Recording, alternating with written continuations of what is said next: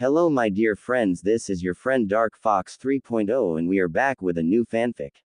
What if Naruto built a harem with Kushina, Mei, Sasuke, Kurenai and Hinata? Part 2. Now let's start the fanfic. Now, all the women frown, they can't believe that their Naruto was taken and Naruto didn't see their faces. He started to talk, so guy who protecting my mom when she was in the coma. It was me, said Makoto.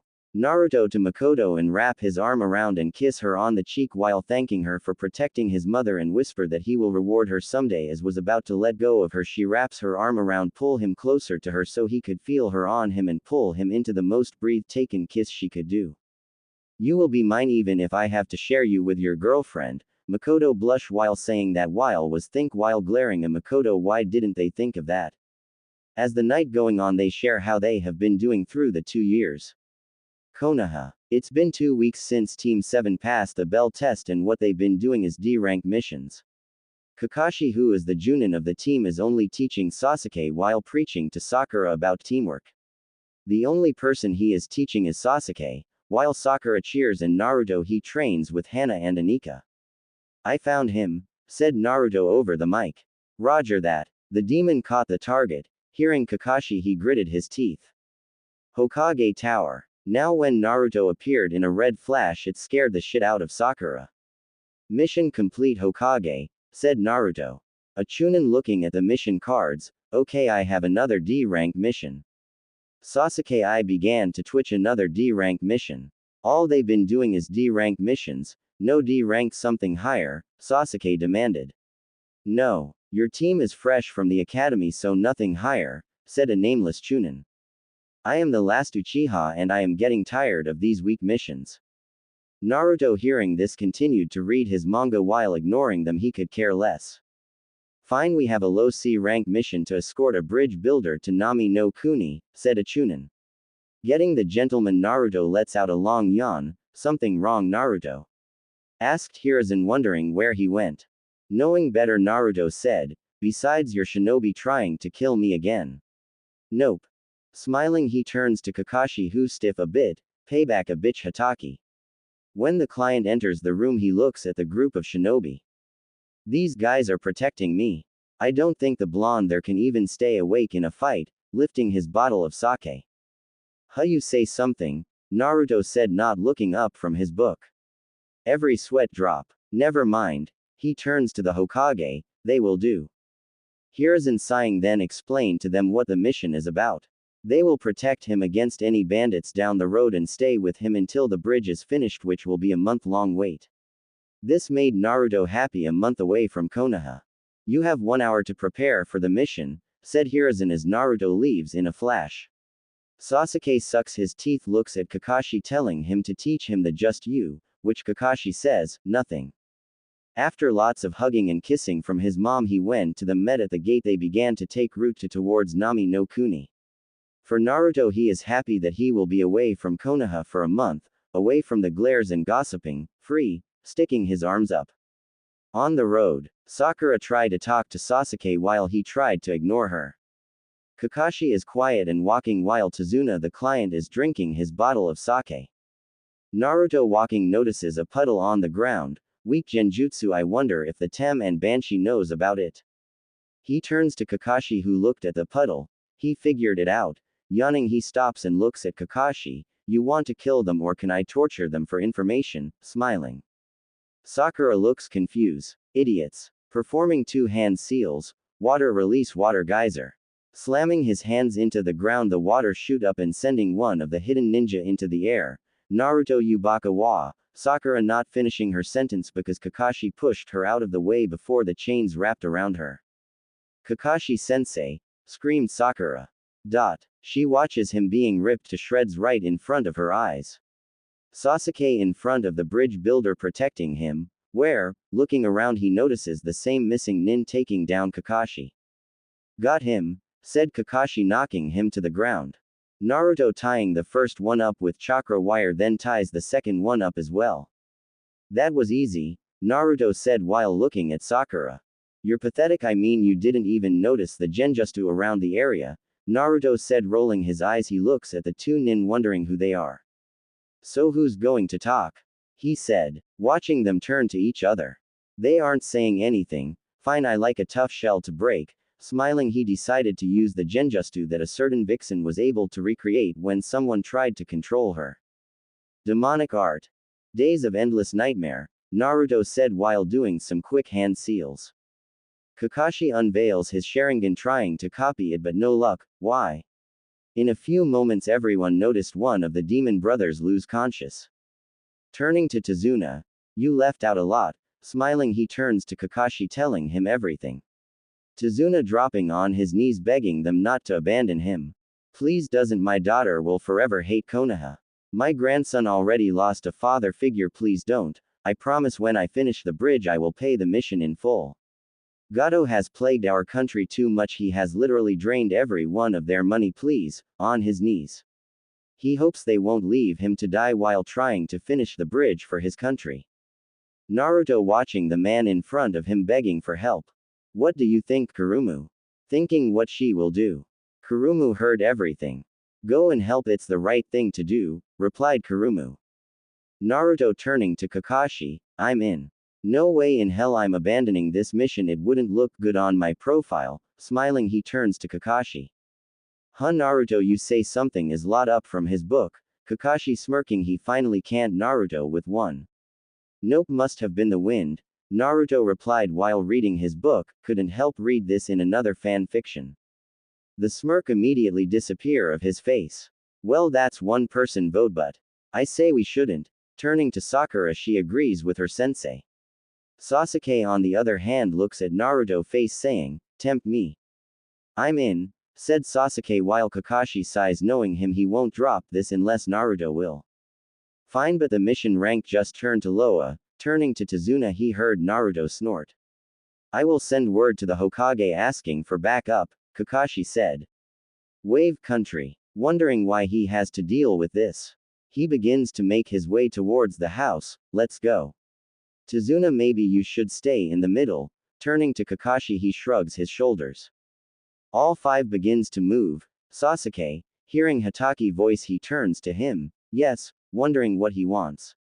When will the bird get to Konoha? Asked Kakashi. Sasuke smiling tells them she already got there within an hour and already got a summons from her telling she gave the scroll to the Hokage. After walking for a while of walking, Naruto heard something in the bush. Throwing a kunai, a white rabbit hops out of the bush. What? Wondering what's going on. He is trying to block Sakura shrieking voicing. Shut up, screaming he hears something. Get down. Grabbing Sakura, he throws her on the ground hard.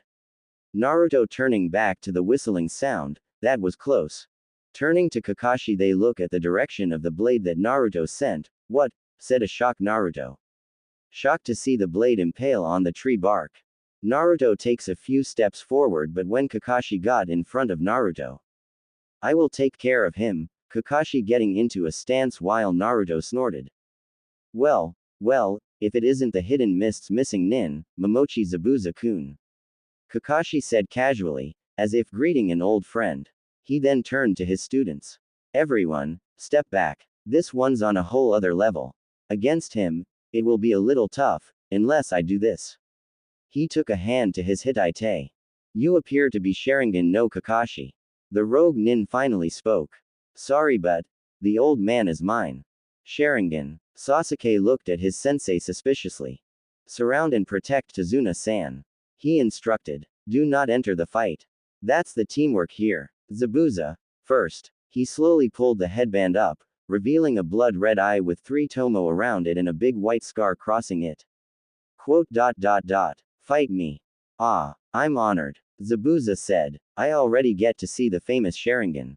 When I was a member of the Hidden Mist squad, I kept a handbook which included information on you. It said you have copied over 1000 jutsu. Naruto-kun, you don't seem surprised. Sakura stated. Did you know about this? Of course, the blonde answered. That's why they call him Sharingan no Kakashi.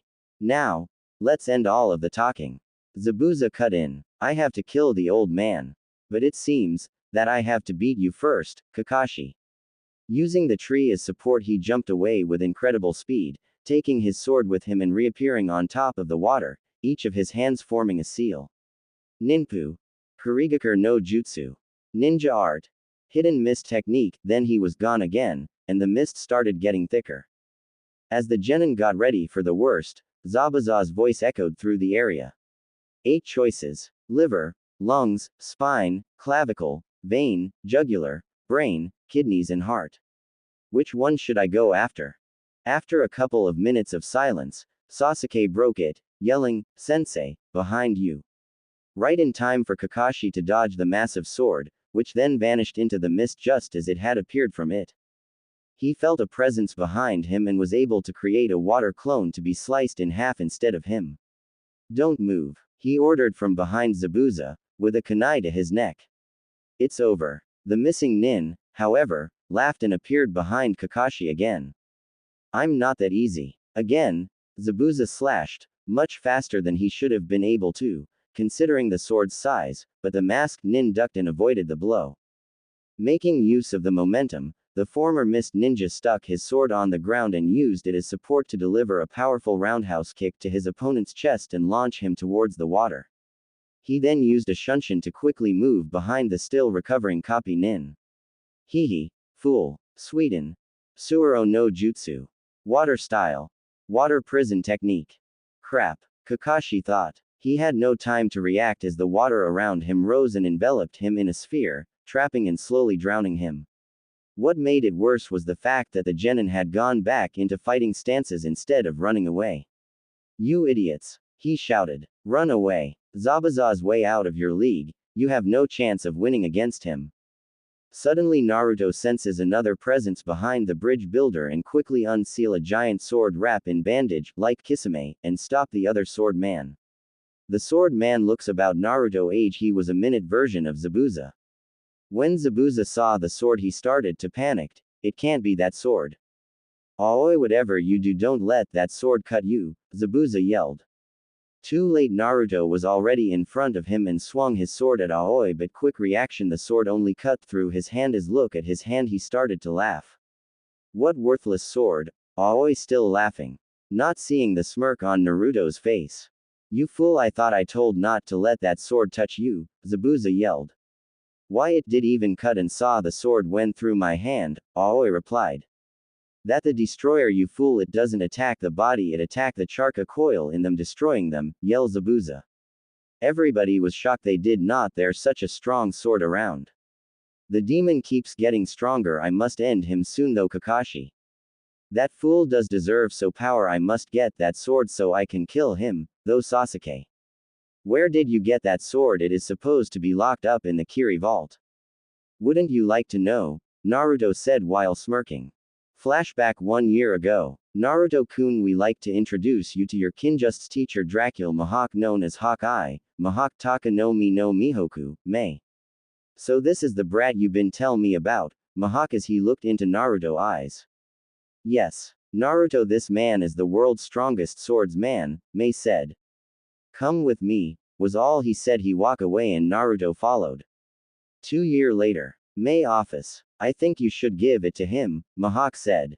"You think it is him? The sword has to choose its own master, and all of Kiri best have tried to wield it and fail, even you," May replied. "May is right. Are you sure it could kill him?" Mai yelled. He just looked at them with his hawk eyes. They knew the answer to their question. At Kiri Gate. As Naruto was standing at the village gate ready to leave, he saw Mai and Mai with a sword wrapped in bandages. "Naruto-kun, this for you," it called the destroyer, Mai said. Flashback end. Suddenly Aoi appear behind Naruto, push his sword through Naruto's chest, then Naruto melt into the ground and Aoi's sword melt with it, Nova clone. Then Aoi was kick into his back, sending him flying into the trees, knocking him out. Then Naruto turned back to Kakashi. "Kakashi, you real or worthless?" Naruto replied. As he looked at both of them, then run through some hand signs, then both men heard lighting. "You wouldn't ease your teacher," said Zabuza. "We can always get another one," Naruto replied, lighting release electric heel. As the heel shoot toward the men at lightning speed, forcing Zabuza to release his just you and Kakashi to dodge. "You brat!" they both shout. "What the hell wrong with you, loser? You almost kill our teacher, and where did you get that sword? I want it," said Sasuke. "Yeah, yelled Sasuke. Naruto send a power key that knocked them both out. You pay for this, yelled Zabuza. As Naruto and trade just you and clanged sword back and forth for about 5 minutes. Naruto's sword was sent flying out of his hand. Naruto then decided to end this fight and reveal his Sharingan. Not another one, Zabuza said to himself. Time to end it, they both said. Water release Water Dragon Bullet. Nova release Nova Dragon Bullet. As the two attack hit both Naruto and Zabuza was sent flying into opposite direction into Tress. As Naruto got he started breathe hard. He cruise himself. He should not have used the sword. It taken up lots of charka just to destroy the charka system in Aoi hand. He hadn't mastered it yet. As he walks over to Zabuza he saw that Zabuza was trying to get up but could. Looks like you win Brad, but first please tell me your name and who though you how to use a sword, Zabuza. I don't see you not as you are about to die. My name is Uzumaki Naruto and my teacher is number 1. Zabuza eyes widen and, Hawkeye, escape his lips, his eyes close. Then Naruto heard chirping birds behind him and able to dodge it, but in his weakened stage part of it catches he fell to one knee. Now you die demon, Kakashi said as he charged him again. As Naruto look on as his vision begun to get blurry, all he heard was cadent rotation, and Hana was standing in front of him and Kakashi was sent flying. Hana-chan, was the last thing he heard as the darkness too over. What do you think you're doing? Kakashi attacking another Konoha ninja is punishable by death, Hana yelled. I don't know what you are talking about. I was just about to attack Zabuza when Naruto jumped out of nowhere in front of me. Hana knew he was lying, but she did not say anything as no one would believe a Chunin words over a Jonin. Then turned back to Naruto and pick him up. As they turn around they saw a nin hunter pick up Zabuza body and then vanish. Tazuna home, took this scene from Naruto Yoko and change it up, I hope they don't mind.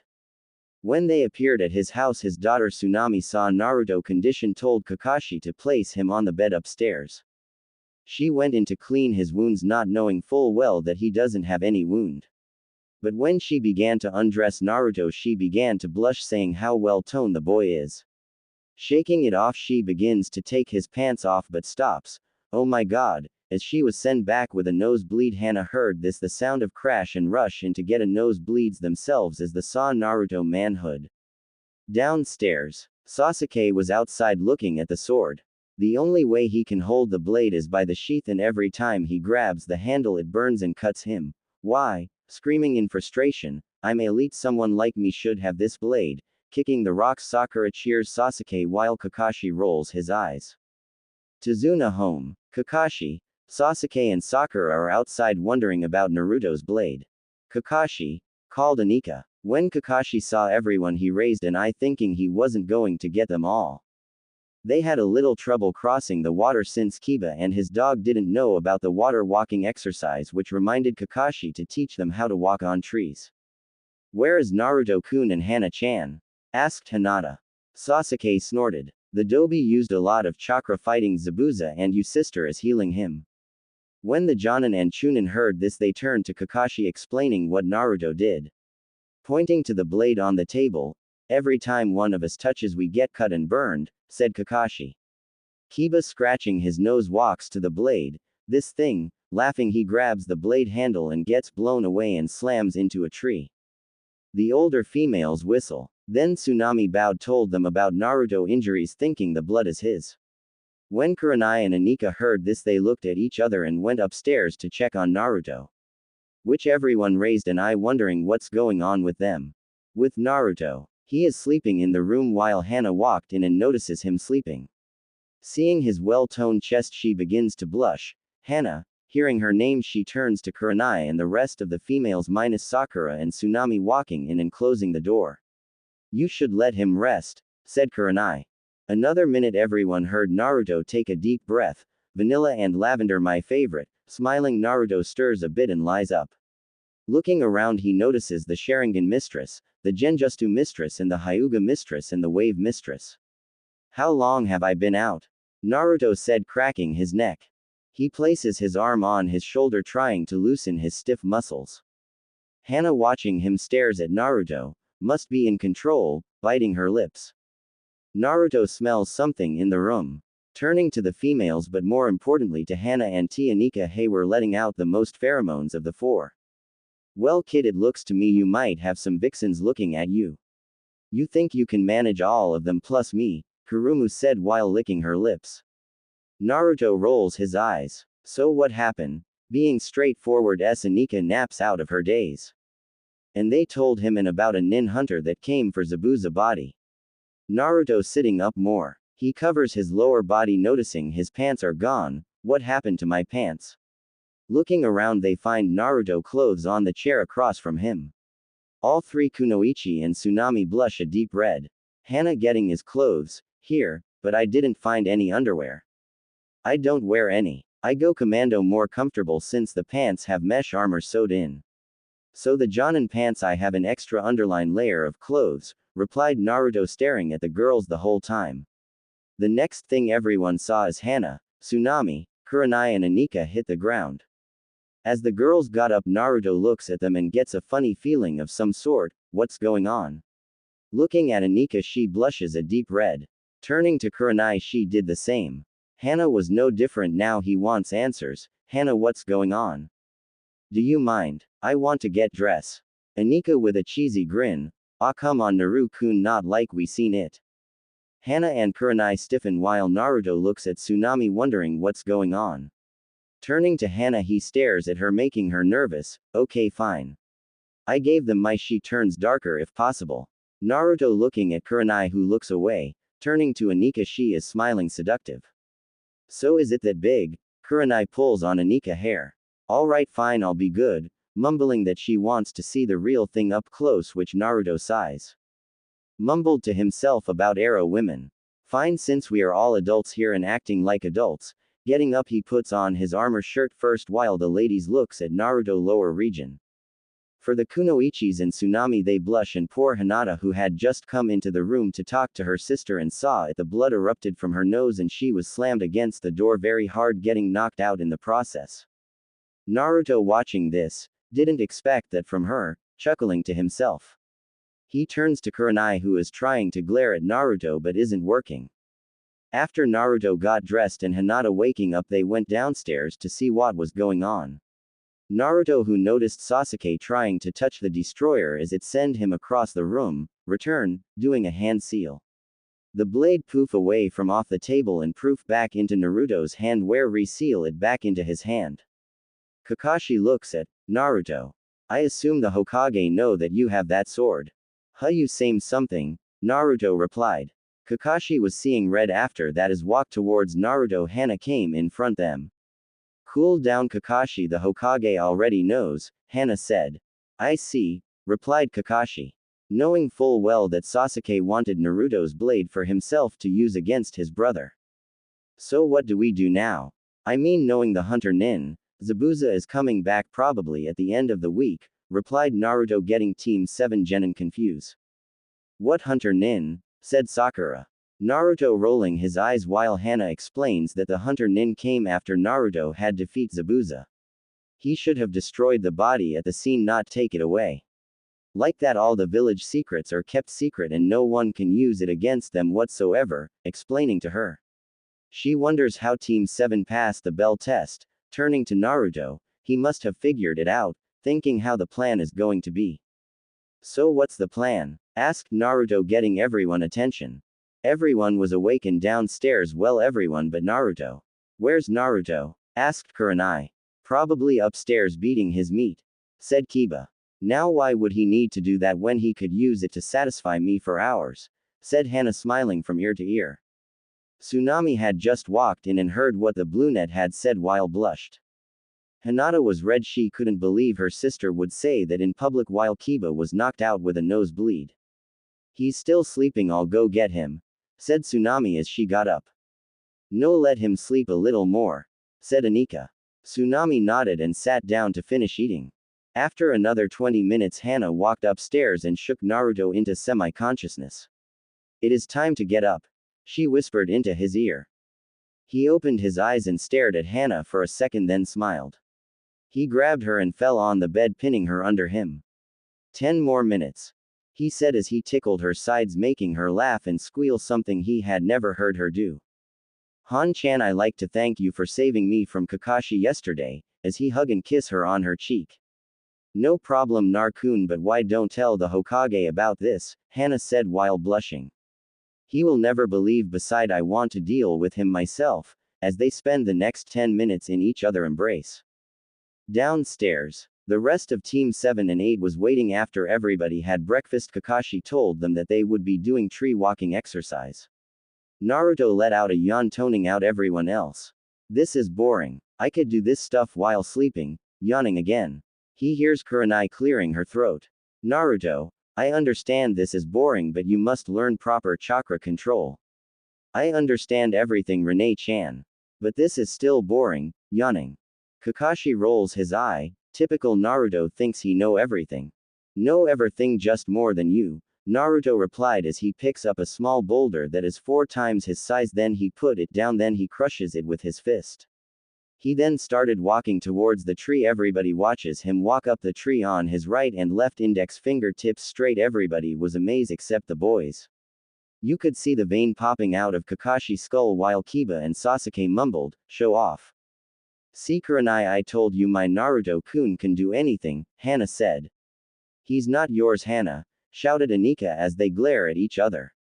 "So Naruto-kun, how did you learn to control your chakra like that?" Kurenai asked. "Tsunade-chan made sure my chakra control was very for any situations."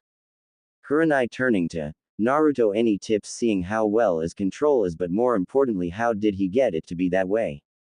Sure. As Naruto and Kurenai talked, the rest of the team did the exercise. Anika, seeing that Sasuke was having trouble, decided to help him. "Hey bro, how I help you?" said Anika. "I don't help from weaklings," Sasuke said coldly.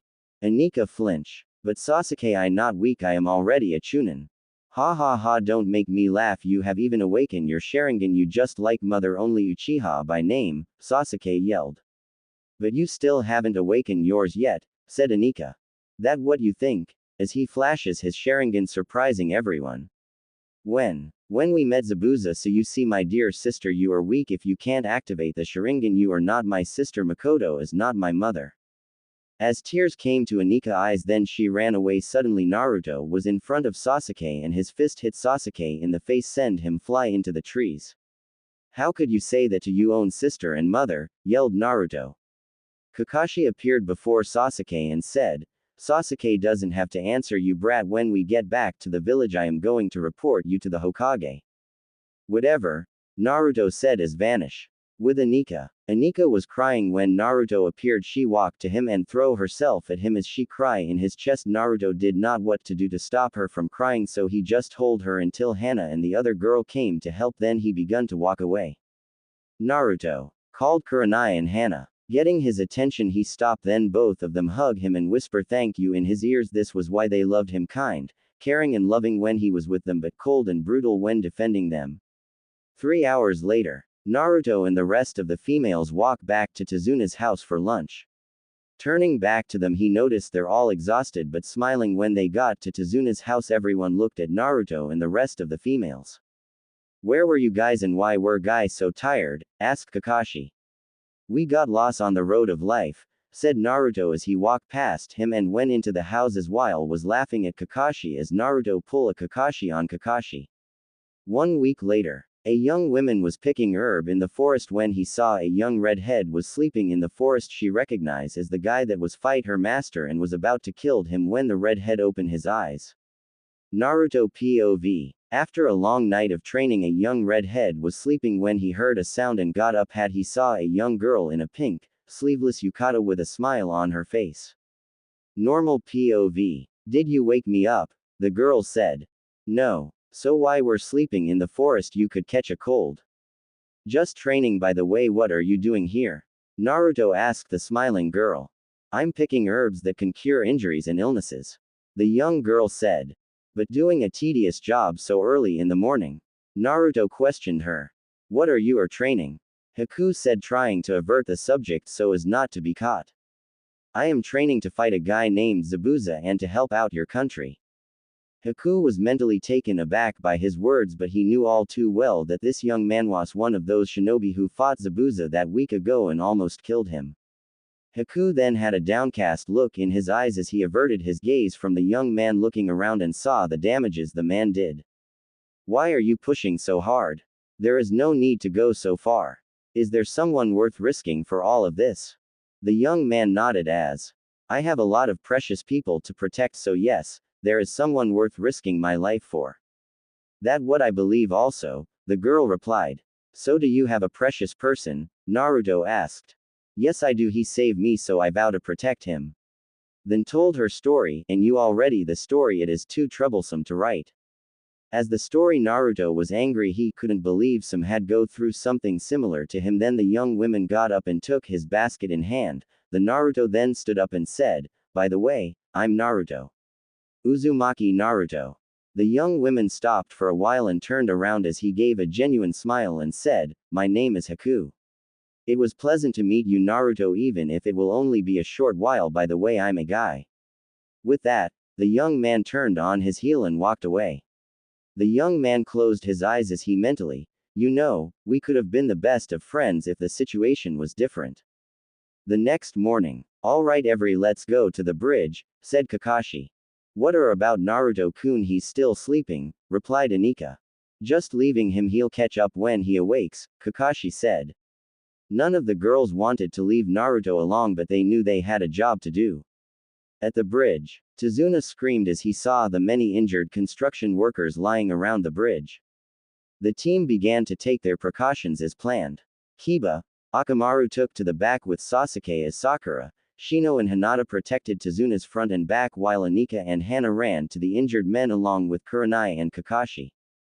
The crimson-eyed Junin checked their pulses and nodded, causing the team to sigh in relief until they saw their former enemy across them with the fake hunter Nin and 4 more missing Nins.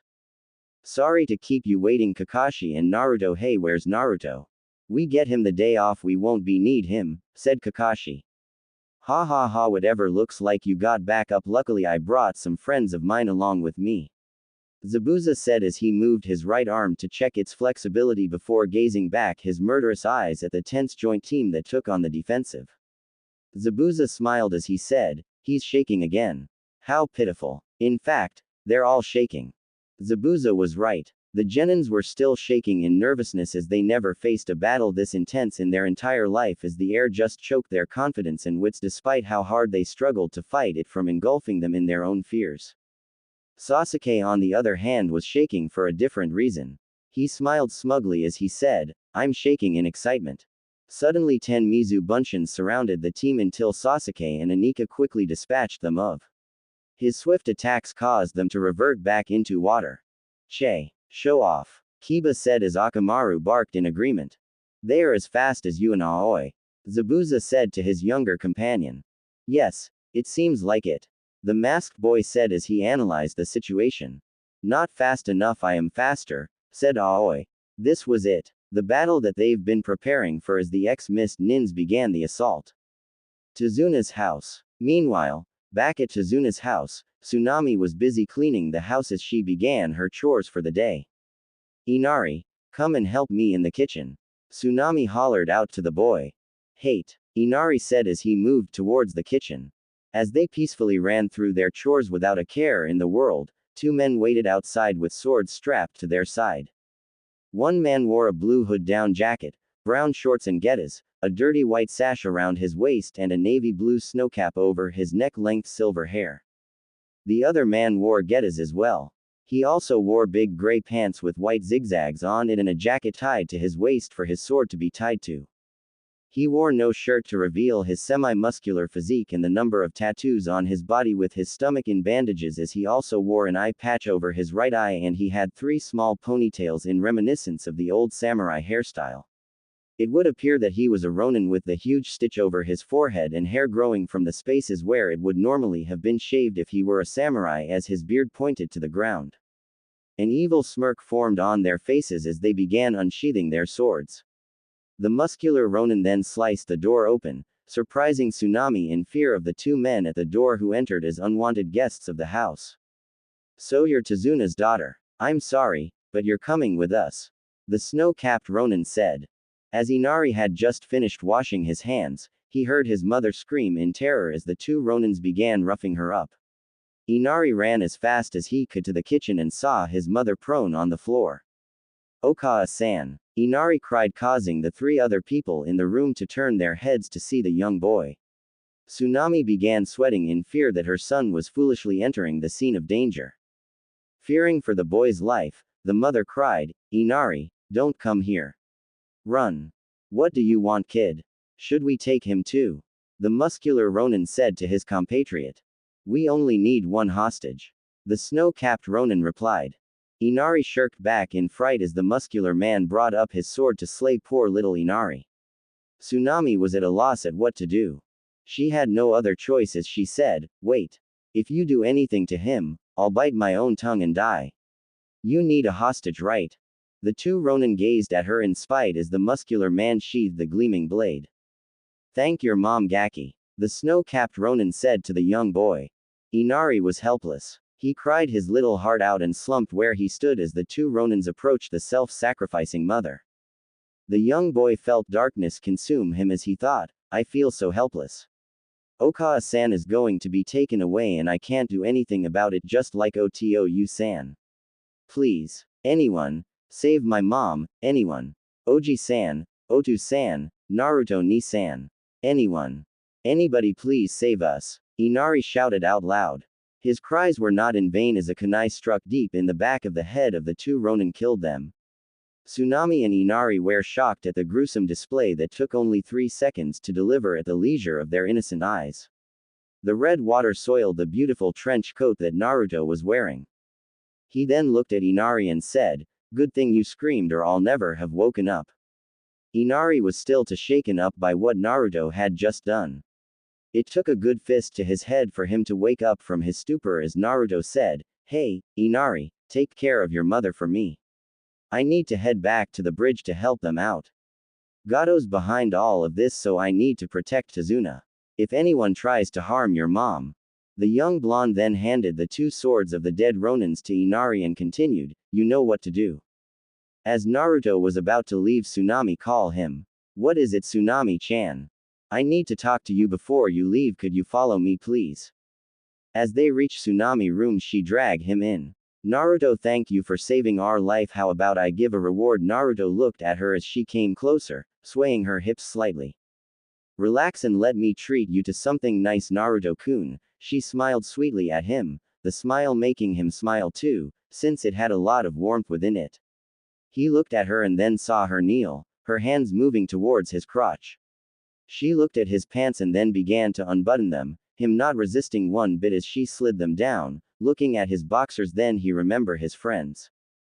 Wait, as he grabbed her hand, I have helped my friends at the bridge.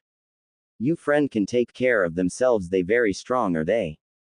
You're right, as he let go of her hand then he put up a silence barrage. She slides her hands down his boxers taking his tool out, then she began stroking him off. The redhead groaned as his began to harden, blood gushing towards it. Wow, it's a lot bigger than when I saw through his pants, she thought. It's been so long since I've been with a man, Naruto-kun. I'm afraid I can't let you go until you satisfy me for hours. She said huskily as she continued stroking him off. She then promptly began to lick the underside of his, letting him feel her tongue going over the sensitive side of his, making him twitch in pleasure. That's it, Tsunami-chan, suck it like a lollipop. He told her, massaging her scalp, causing her to moan some incoherently. Tsunami was having some similar thoughts, how she wanted to ride this man and make sure she would be getting some more of this in the future. After 10 minutes, Naruto gave a groan. Tsunami-chan, I'm coming, he warned her as she took his out of her mouth with a wet plop. She strokes him off, causing him to shoot his seed into her hair, face, neck. She moved her hands to the bottom of her shirt and slid it off, throwing it to the side of the couch. She then reached behind her back and unclasped her bra as she sandwiched Naruto's tool and began swirling her tongue across his tip, licking up the remnants of his seed. After a few moments he pulled her up, causing her to squeak and placing her on the bed. He pushed up her dress and moved her panties aside. Naruto rubbed his fingers against her womanhood, causing her to shriek in delight. Naruto then pressed his face to her crock and began licking the lips of her pussy. He could feel her ache and desire as his tongue entered her.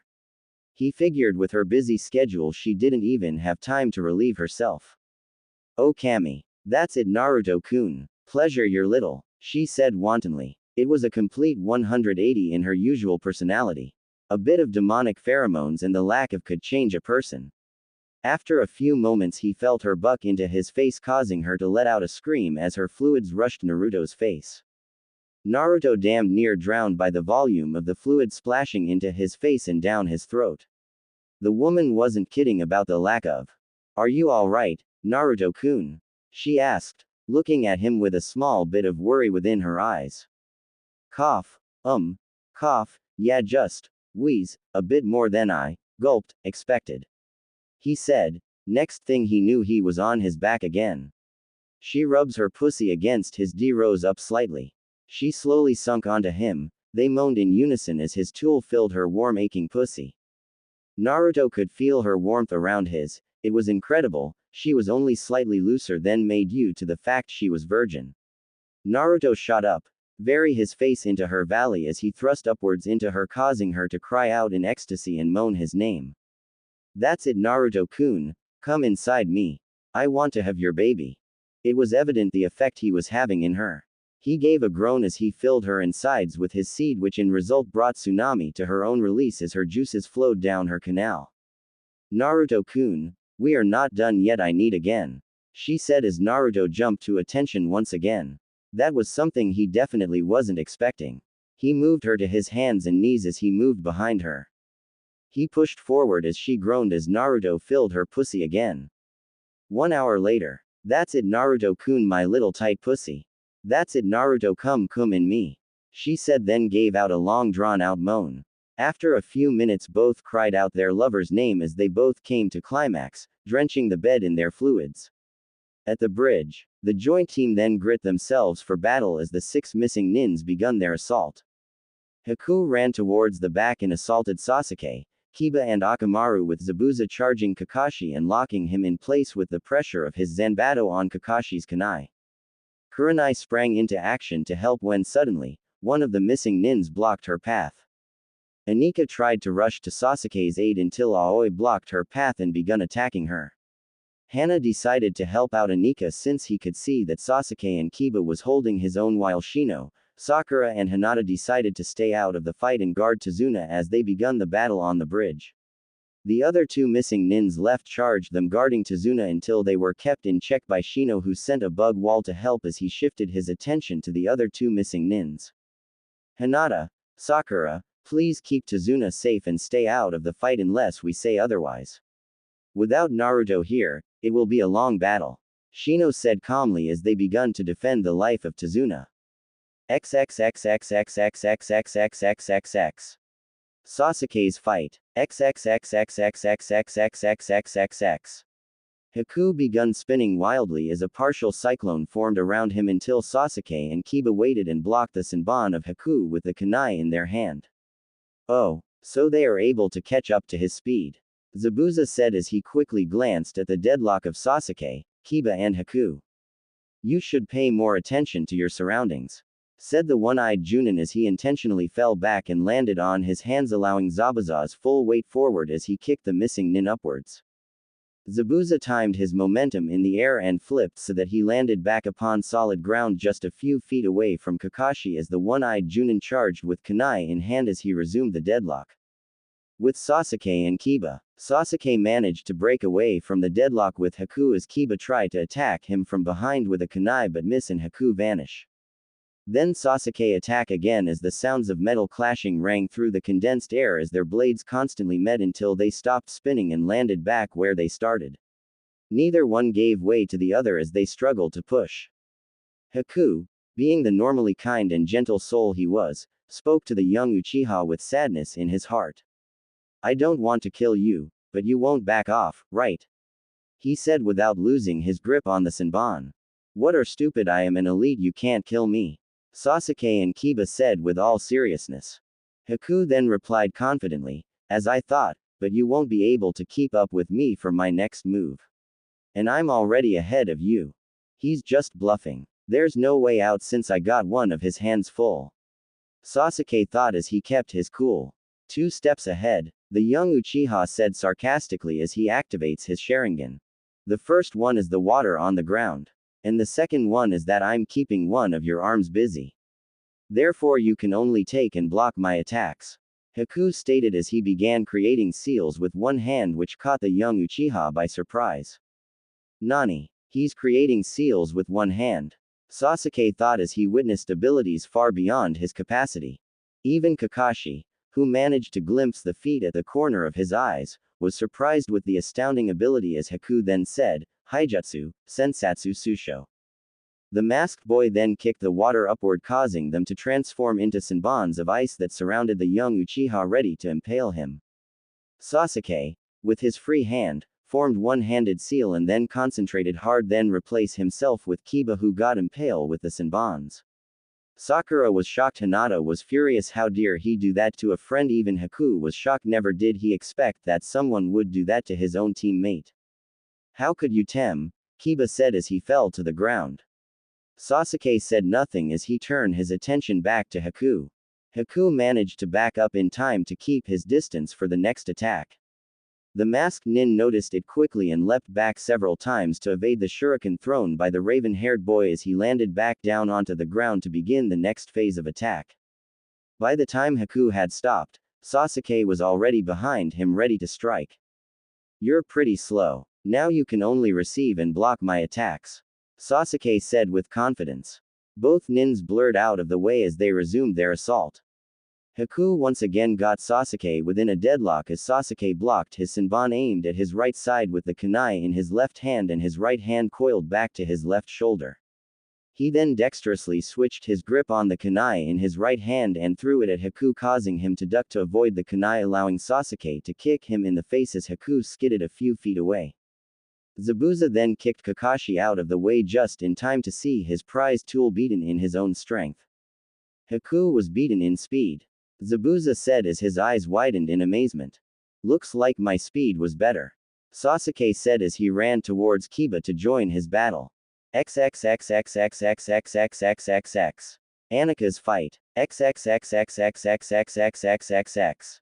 Aoi began by throwing a shuriken towards Anika, and Hana made hand seals as he said, Cage Shuriken no Jutsu.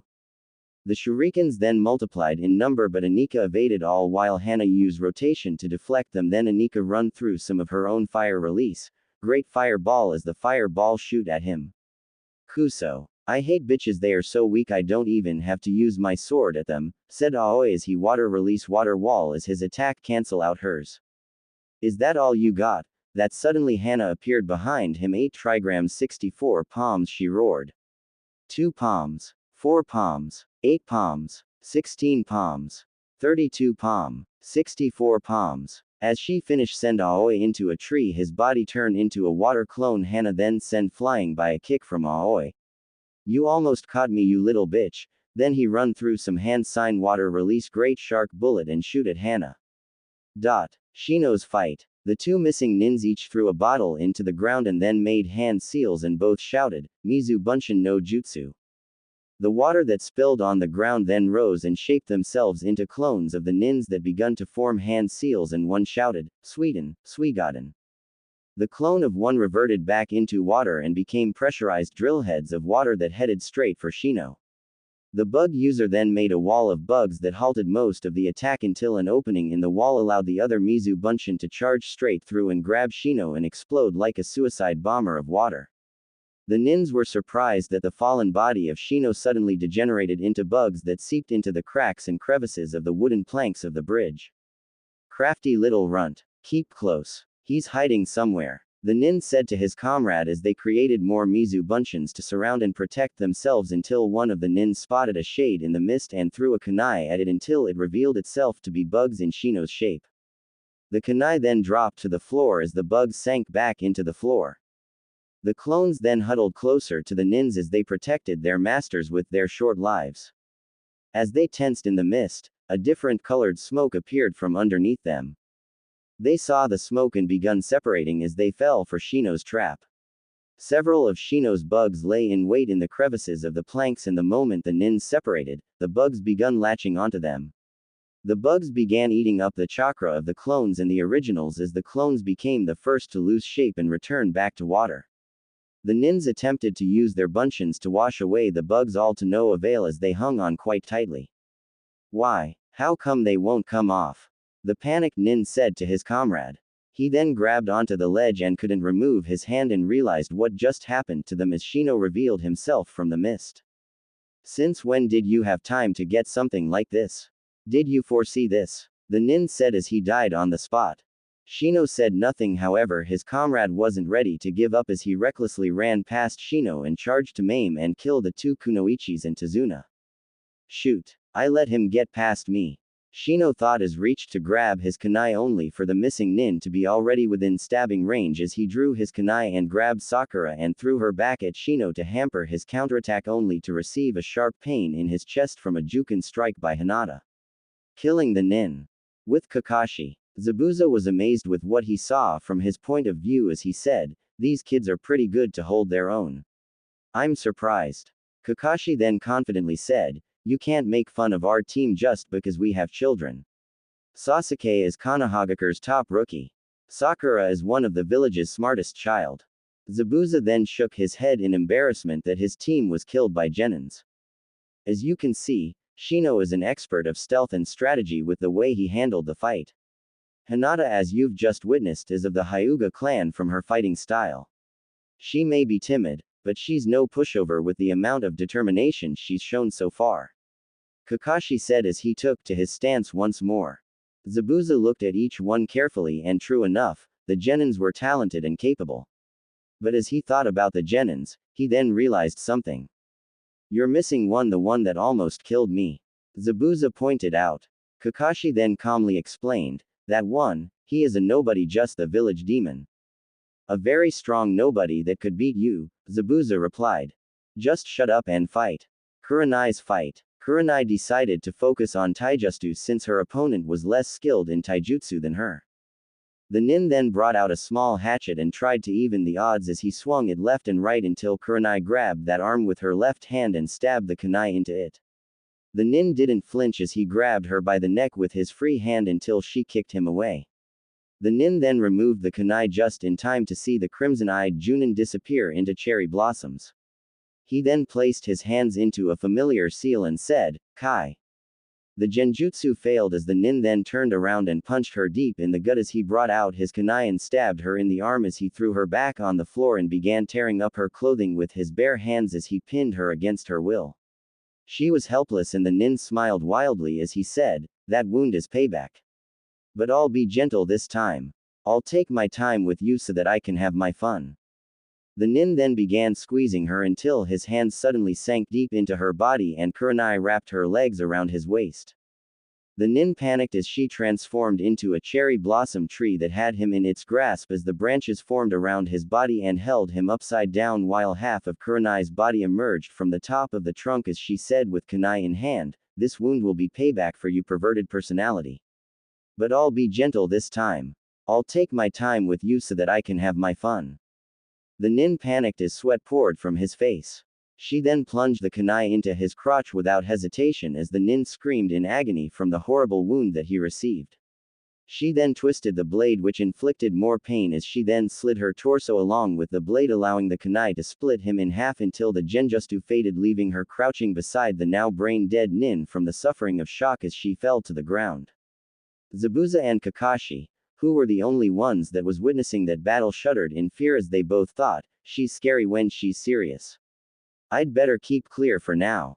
Anika and Hana fight. Earth release giant earth wall as she blocks the shark. "You did forget about little old me, did you?" Anika said with a smile on her face.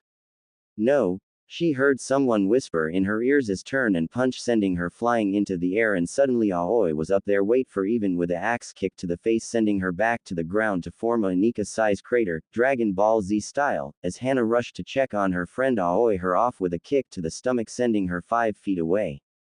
"Ha ha ha, weak bitch, now where are you hiding the redhead? I want to kill him," he said. Suddenly both rush at him engaging him in a furious taijutsu battle as doge both of their attack with incredible speed and then he hit them both in stomach then to the face sending them flying then he run through some hand sign water release great water dragon and giant dragon crash into both of them. As they lay there Aoi walk over to them. That why hate bitches all they are good for is, as he walked over to Anika and started to rip of her pants as he took out his to enter her. With Kakashi. Zabuza then smirked. Keep watch of your back, Kakashi.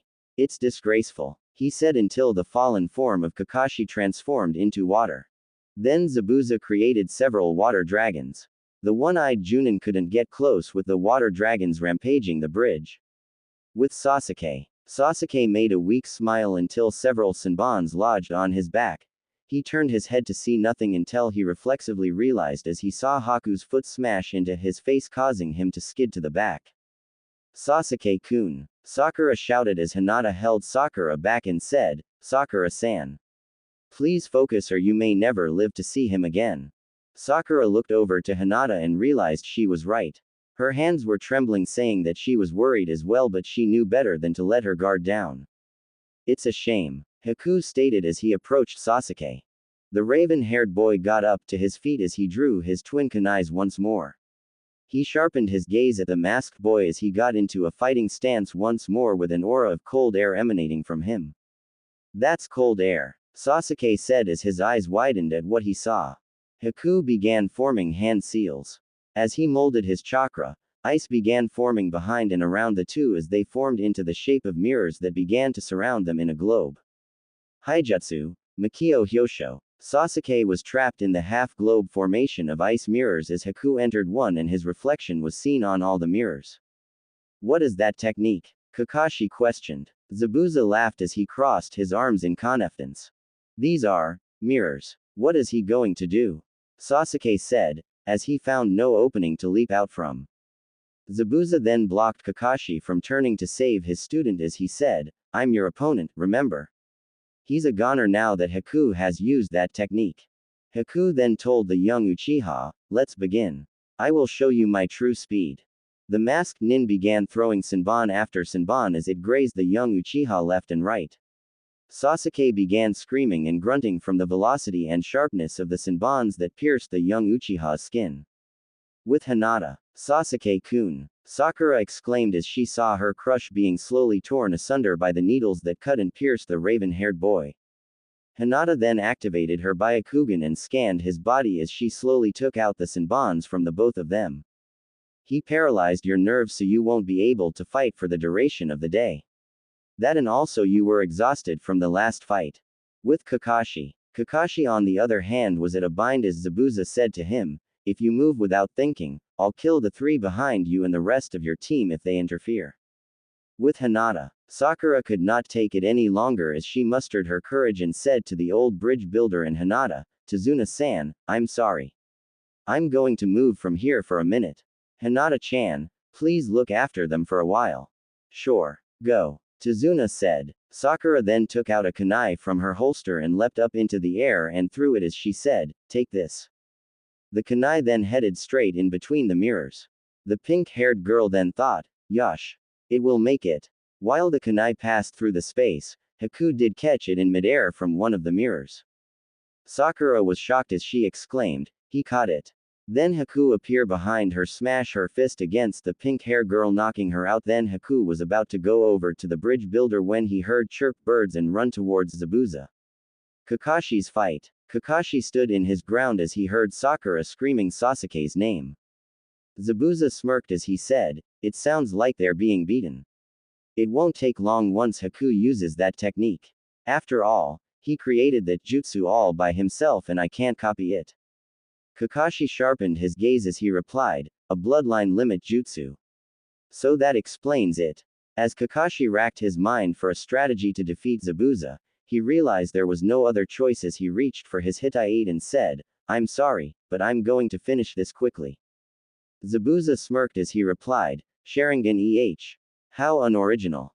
The Zanbato-wielding nin then reached his left hand into his pocket and quickly dashed to Kakashi as he brought out a kunai in his left hand and lunged it to Kakashi's head as the one-eyed Junin managed to catch his hand before it reached.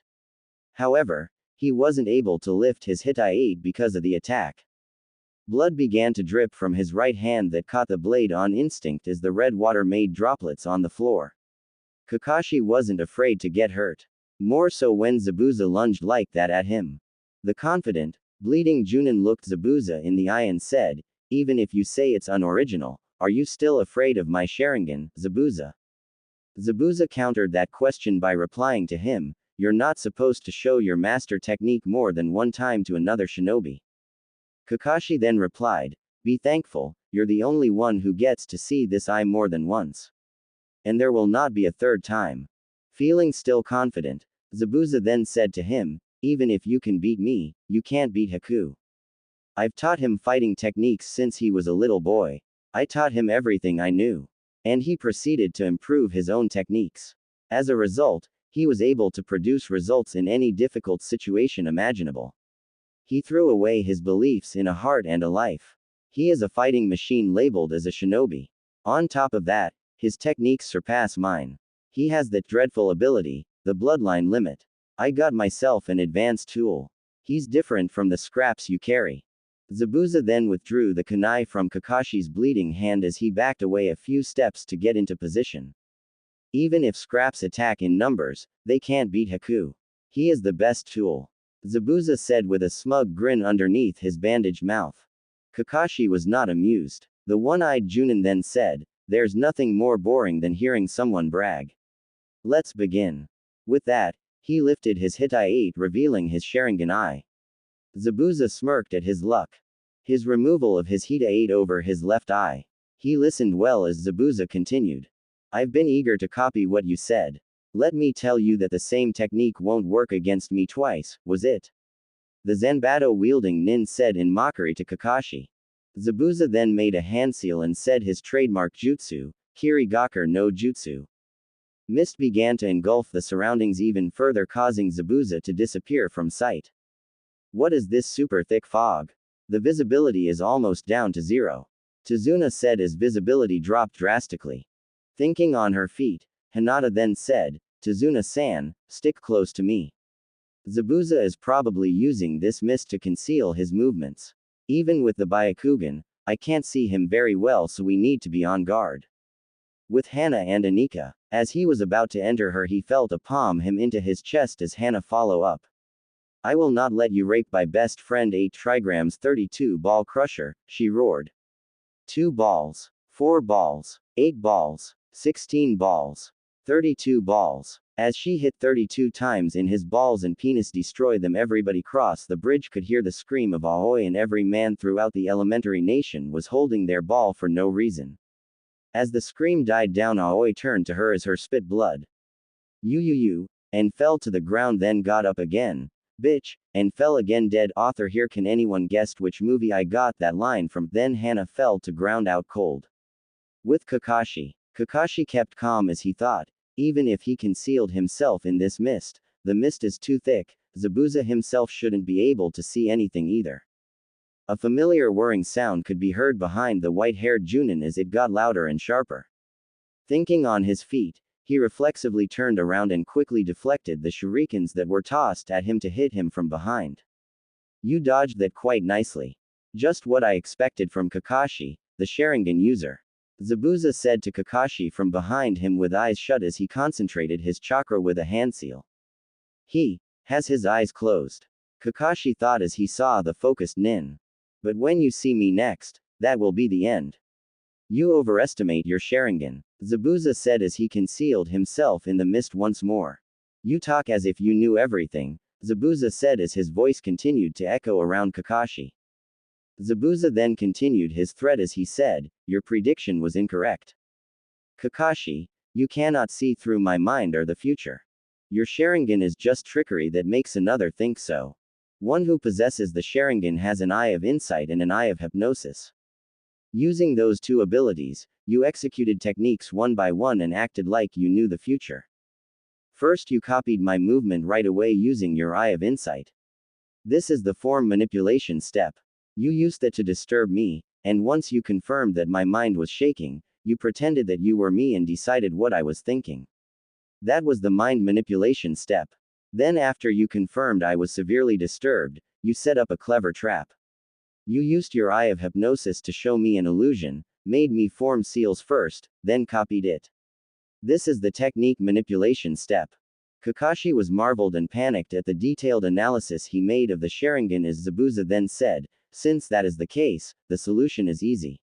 First I conceal myself in this heavy fog and render your eye of insight useless. Kakashi leapt out of the way just in time to avoid a deep sword wound from Zabuza. Kuso, I can't guard myself in time. Kakashi thought as he got back on his feet with his kunai drawn. Then I close my eyes and kill the possibility that you will use your eye of hypnosis in close combat. Zabuza stated. Why? That makes you blind too. Kakashi said, stating the obvious. Have you forgotten? I am a master of silent killing. I can locate a target with just sound. Zabuza said, causing the white-haired Junin to pale in realization of how vulnerable his situation was. He fought with himself first in order to focus on finding a way to Zabuza. The white-haired Junin sighed as he thought, Kuso. It's been a long time since I had to fight in such a bad situation. I'm worried about Sasuke and Sakura, but focus, Kakashi. Be calm. Think. Where will he strike? Like lightning, the answer flashed in his mind. Kakashi then took out a scroll from his front pocket and unraveled it as he laid it out on the floor and rubbed his thumb on his wound and then onto the scroll as he made hand seals and said, Kuchios, Doden, Suiga no Jutsu. He then placed his right hand upon the scroll and soon Zabuza cried in pain as the mist cleared, revealing his position in front of them with several dogs biting down hard on him to keep him in place. But how? Zabuza questioned. The answer is simple. My blood was on your sword. Those Ninkin are trained to sniff out their target, in which case is my blood that also was on your sword.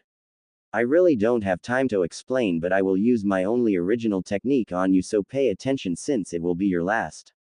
Kakashi then blurred through many hand seals which astonished both Zabuza and the rest of the team, including marveled at the speed he was performing the hand seals. The moment Kakashi finished the last hand seal, he then held his right hand close to his chest and supported it with his left as lightning began forming around his hand. My only original jutsu. Reikiri. Kakashi said before charging at breakneck speed and thrusting his electrically charged hand into Zabuza's chest. Time seemed to stop for the team, as did Haku, who was able to see what was going to happen. He was helpless and could not reach there in time to help his mentor except watch his untimely demise before the arm went through the man's chest. Haku's eyes widened as tears began to fall from them. Zabuza coughed out blood as the weight of the red water tore the bandages on his mouth. Zabuza felt another pang in his heart as he saw the sad expression on Haku's face. As he was about to say something, heard a laughing. It seems like the demon has been defeated. Gato, Zabuza said as he said Gato with hundred of men behind him. Haku looked at Gato coldly as he asked him, what is the meaning of this? We had a little change in plans. I'm glad that one of you is nearly, I have less work to take care of. Gato said as he approached the down body of Zabuza and placed his foot on it. Haku's blood begun to boil as Gato gave him a good kick as he said, worthless piece of scum should die like the dogs they are. In the end, it's the master who gets the meat, not the dog sent to fetch it. As the cruel man snickered and his mob of thugs laughed, Naruto suddenly appeared before them, shocking them. Where have you been? Kakashi yelled at him, but Naruto did not answer him. You must be Gato, said Naruto in a cold voice. So what if I am Brat? Naruto said nothing as he unsealed a sword that looks like Hawkeye from One Piece, but it is red blade instead of black. Gato ran away when saw the sword and said, don't come near me. What are you waiting for, boys? Get him. Gato ran to the very back and felt safe and secure until Naruto went into a sword that only Zabuza know. Everybody get down, Zabuza yelled. Kakashi then created some clone to pick up all his teammate that was knocked out. Back with Naruto. Naruto then lifted his sword up as it glow red and said, for your cruelty against these people of Wave your punishment will be death, may Kami-sama have mercy on your soul. As Naruto swung his sword horizontally he said world's strongest clash. And great explosion rocked the bridge, killing Gato and his men. As the smoke cleared, Naruto was down to one knee, then Kakashi heard Zabuza said, so that I final see it. What is that? Kakashi asked. That is the strongest attack a sword man can use, only one has ever been able to use it until now, he was number one. You mean Hawkeye? Kakashi said in a shocked voice. Zabuza nodded his head. But how did Naruto learn such a strong move? Ha ha, why don't you ask him yourself? I think I will. as he walked towards Naruto. Kurenai, Hana and Anika awoke to see the destruction around them, was wondering what happened until they saw Naruto. They rushed toward him, cutting of Kakashi with Zabuza. As Haku arrived with the last of his strength, the dying nin then said, "Shinobi are tools of war and destruction. But before we are shinobi, we are human first. We cannot completely change that fact. That smile on your face proves it as well as those tears from your eyes. I'm sorry I couldn't show you the right path in life. But please, live, so you can find that path, yourself." With that, his eyes close forever. The nin died with a sad smile on his face as Haku stared into Zabuza's lifeless eyes. Kiba, Sasuke and Sakura awoke to hear what Zabuza had said. It was a sad moment as Kurenai then said to her team, "What Zabuza said about shinobis are true. But what he said about us being human first is also true. This is the life we chose to live in. This is the life we will face every day, where death is a part of our job." Hinata then went closer to Haku and stared at the corpse of the nin as she said, "He really cared about you despite how cold he was to you." He said. I know what he said. I read his lips. He was a cold man. But he also was a caring one, even though he was a monster. He even got mad at me when I told him that I met Naruto in the forest and the offer he made me. But he also looked out for my welfare and cried at times. He wasn't perfect, but he was the closest family I ever had aside from my mother and father. And just like them, he withered away. Naruto then placed his left hand on Haku's shoulder and, "I am sorry. It's not your fault that just life. We may be free from Gado's tyranny, but we need to finish this bridge."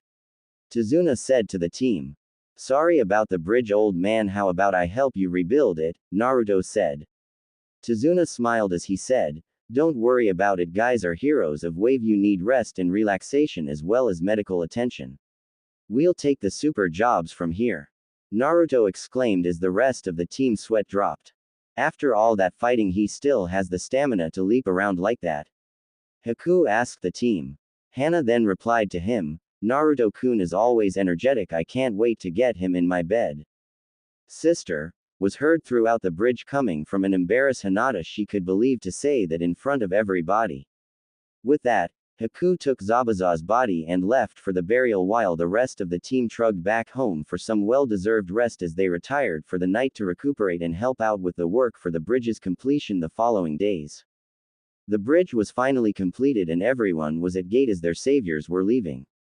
The village thanked for their help as they called them up one by one to thank them by the new leader of Wave Country Tsunami. As it was Naruto's turn, there were lots of screaming for him, especially from the ladies. "Naruto, we love you," screamed the ladies. "We want to have your babies," screamed the ladies. As Naruto reached the platform, Tsunami hugs him and thank him for saving the village. As she released him from the hug and Naruto was about to step down, he felt someone hold onto his hand and drag him into the most breathed kiss he had ever had. As they parted, Tsunami whispered into his ears, "Can't wait to feel you inside me again," while blushing. Then she felt it 3 key directed at her. As she turned around, she saw that it was coming from Anika. Hana and Kurenai. Tsunami let out some of her own, show that she may not be a ninja, but she wouldn't back down for the love of Naruto. As the ninja left, everybody was complaining about what to name the bridge. "How about the Great Kakashi Bridge?" said one of the villagers. Everybody just looked at him and started to laugh. He's so ashamed that he didn't say anything for the rest of the day. "How about the Great J3000? said a. "Who is that fool?" said one of the villager. "He is greatest author around and he is the one writing this story right now, plus he hot." "You meaning that worthless shit he can't write a good story to save his life?" said a villager. Has everybody started to laugh. Suddenly a great shadow appeared. "You dare say that about me, great and powerful author?" said the author. "Huh, you same something," replied the villages. "You guys are so mean," as the author run away crying. "How about the Great Naruto Bridge?" said Tsunami. Then everybody started to cheer. With Konoha Ninja. As they rest for the night, Kakashi and Sasuke try to question Naruto about his ability and swords while secretly wanting to learn the jutsu used to kill Gado's men themselves. After finding out that it was a cage-ranked kinjutsu, he just leveled them with a glare at their attitude, and shrugged them off, which only caused them to bother him more, until he, Kawaramite with 2 clones to get away from him. Konoha Gate. As they reached the gate, they were stopped by the gate guards by order of the Hokage. The teams looked confused and with begrudging remarks waited at the gate, until several Anbu officers showed up and finally answered the unanimous question everyone wanted answered. Uzumaki Naruto, please come with us to Hokage-sama's office, the council wishes to speak with you and Hokage-sama. Said a tiger-masked Anbu. I'll only go with you if Neko-chan is with you, said Naruto. The teams and Kakashi just looked at him with questioning looks. But upon seeing the annoyance on his face, guessed it was news to them as well. You will come with me, right, demon, said the tiger Anbu as he was about to attack. A fist caught him, sending him flying into the trees. It was from a purple hair Anbu wearing a Neko masked.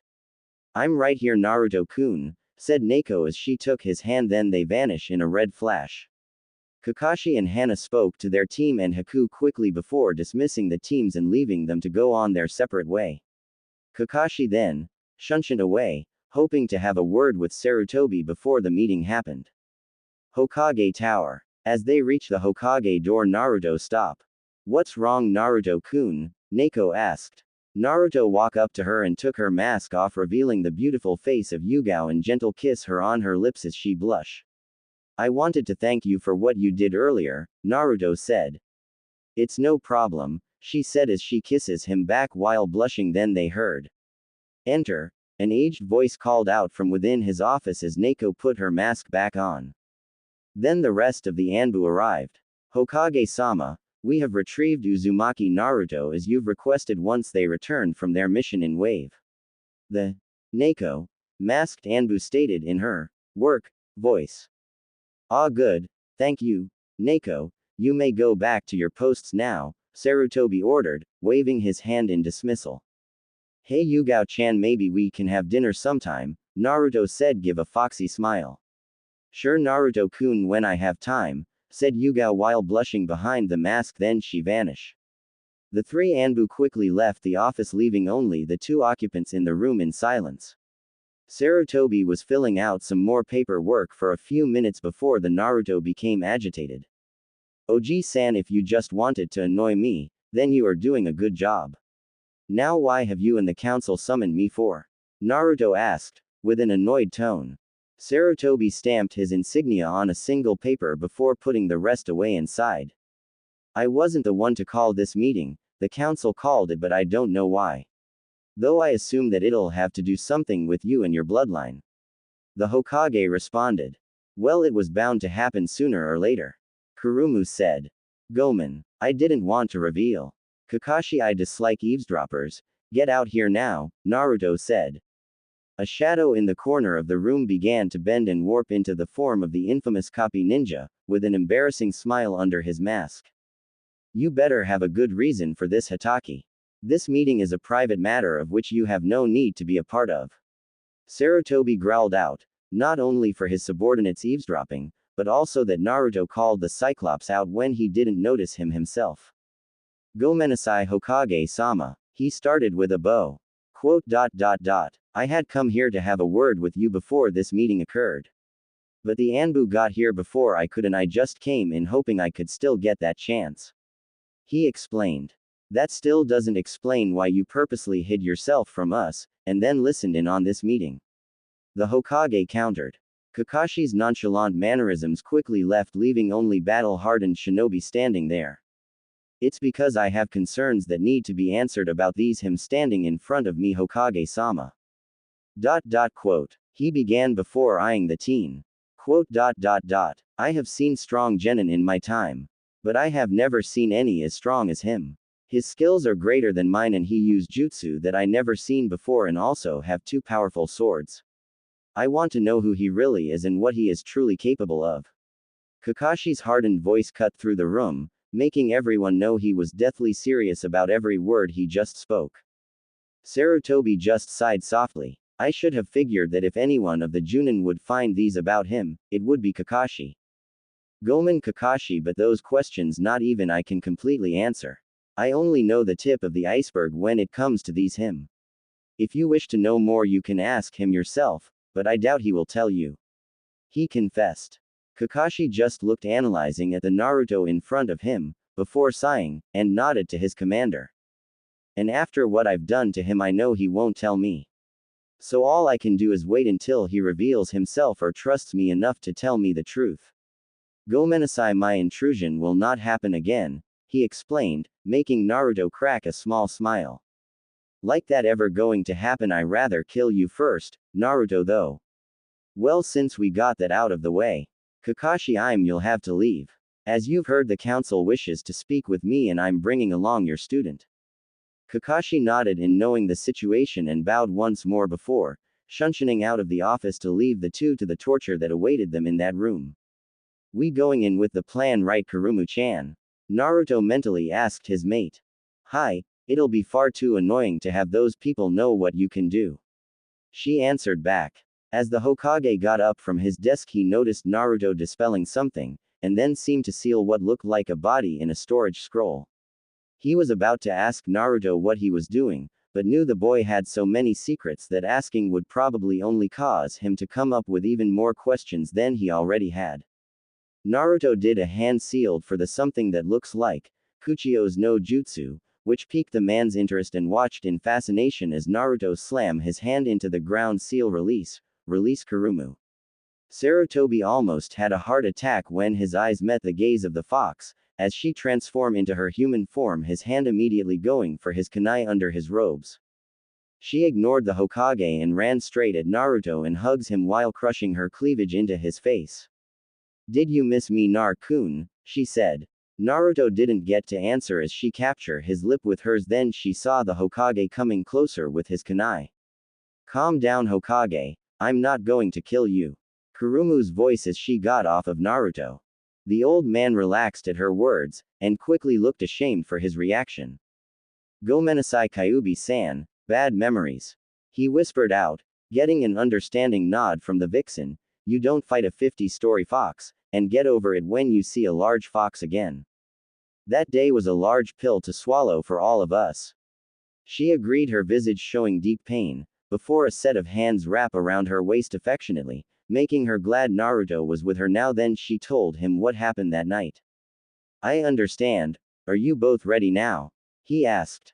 Council chambers. The council chambers were currently filled to the brim with delegates from every important family clan that belonged to the Hidden Leaf Village.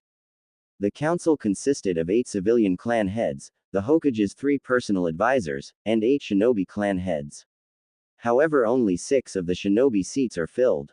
The Namikaze, Uchiha and Uzumaki seats were empty, awaiting a time for their clan to return to glory. This made the council equally split positions and power between the civilians and shinobi. However, the true and final power of the council was held by the Hokage herself. The council members were having their own separate conversations before a knock resounded against the large wooden double doors. The council quickly quieted down, while an Anbu officer allowed the Hokage entrance.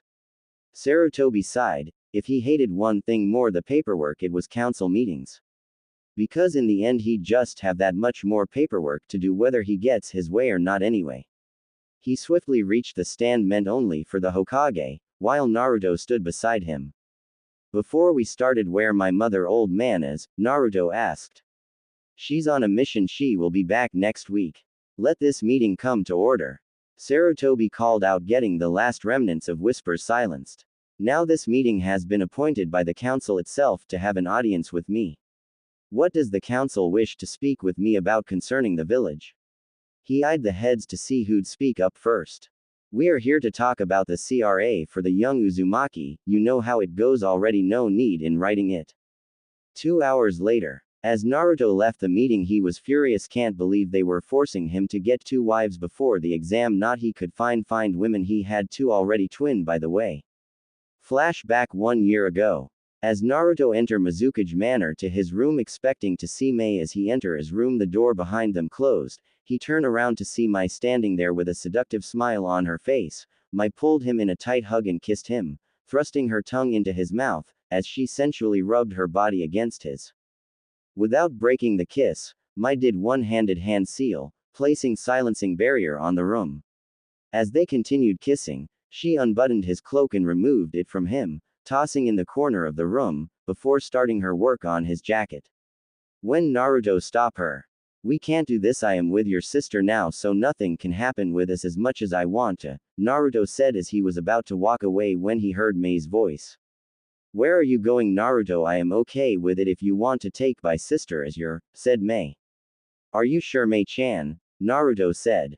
Of course, Naruto-kun, my sister and I share everything together. Why don't we continue where we left off? Naruto-kun while watched, Mei said behind him.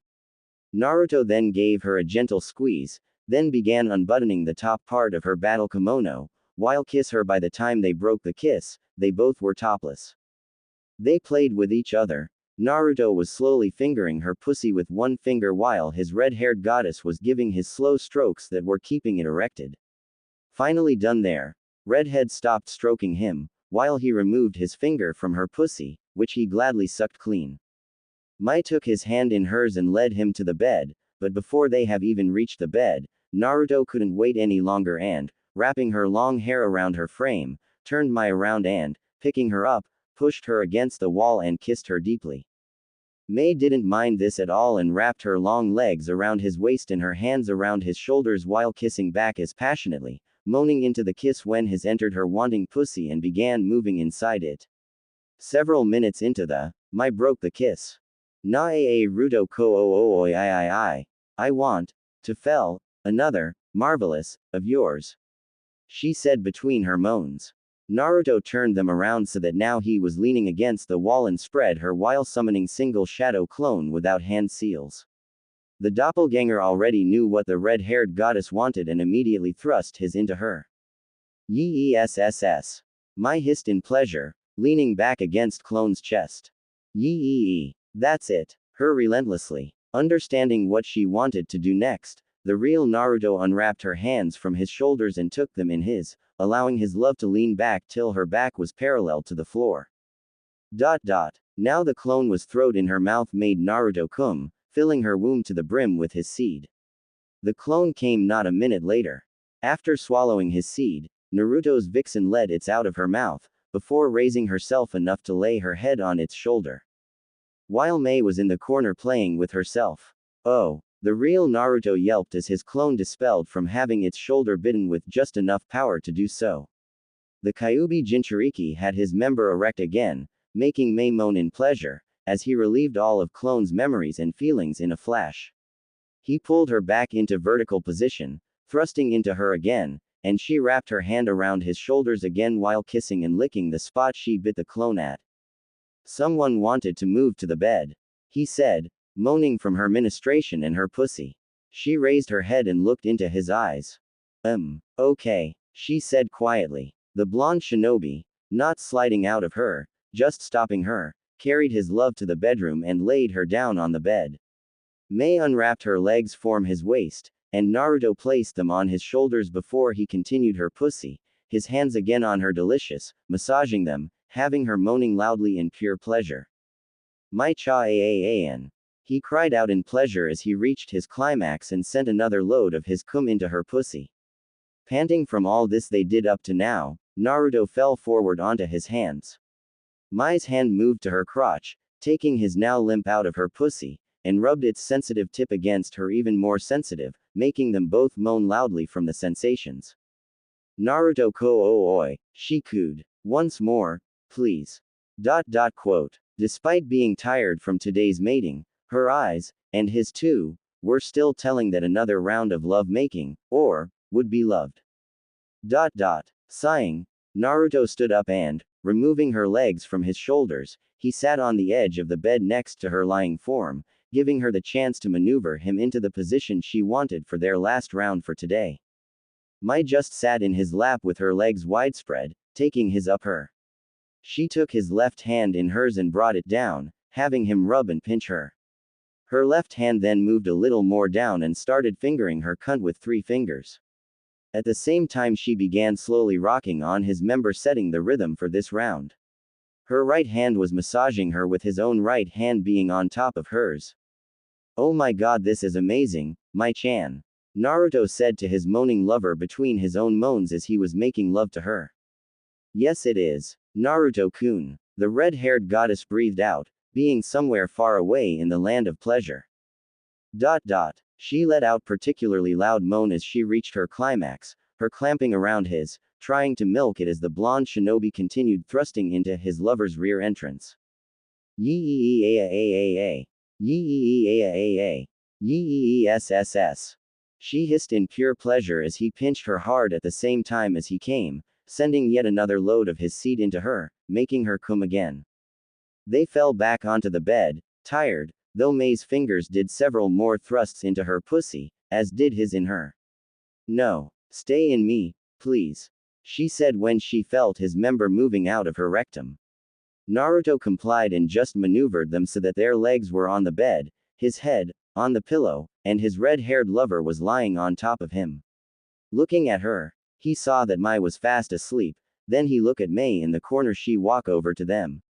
Next time you will be playing with the both of us, May said as she kissed him and left for her cage duty. As he lay there with one of her hands still on her and the other between her legs. Sighing tiredly, he wrapped his hands around her waist from behind and closed his eyes. Good night, my vixen, he whispered, before joining his Mai-chan in the land of dreams. Flashback end. I could always tell the council about May and her sister, but I don't anybody to know about them yet. I was going to wait until we were Jonin before I asked them, but it looks like I don't have a choice in the matter. Ichiraku Ramen Shop. Hey old man, Naruto said. The old man grinned and replied, hey Naruto, how's it going? Oh wait, let me guess, it's going good, right? Yeah, it's been very good, just got back from a C rank mission that turns A rank. Naruto noticed Ichiraku quirk an eyebrow and he responded in kind, be quirking his own. That sound cool, maybe you can tell me about it later, Tuki. How about now? Naruto said as he Tuki told what happened. Hey Naruto-kun, said Ayame, who basically sprang from out of nowhere, tackling Naruto to the ground while rubbing herself against him. I miss you Nar-kun, said Ayame as she rubbed her CC against his chest.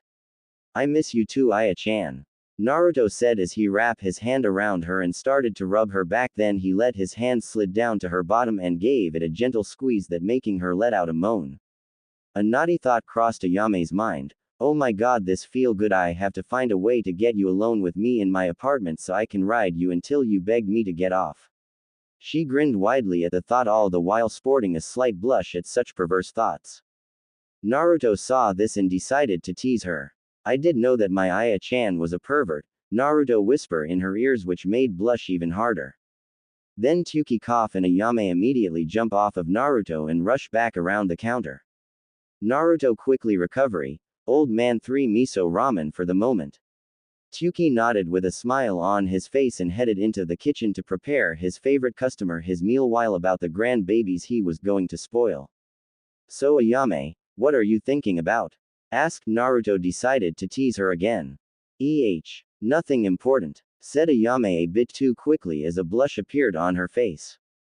Are you hiding something from me Aya-chan? Naruto asked in a seductive manner.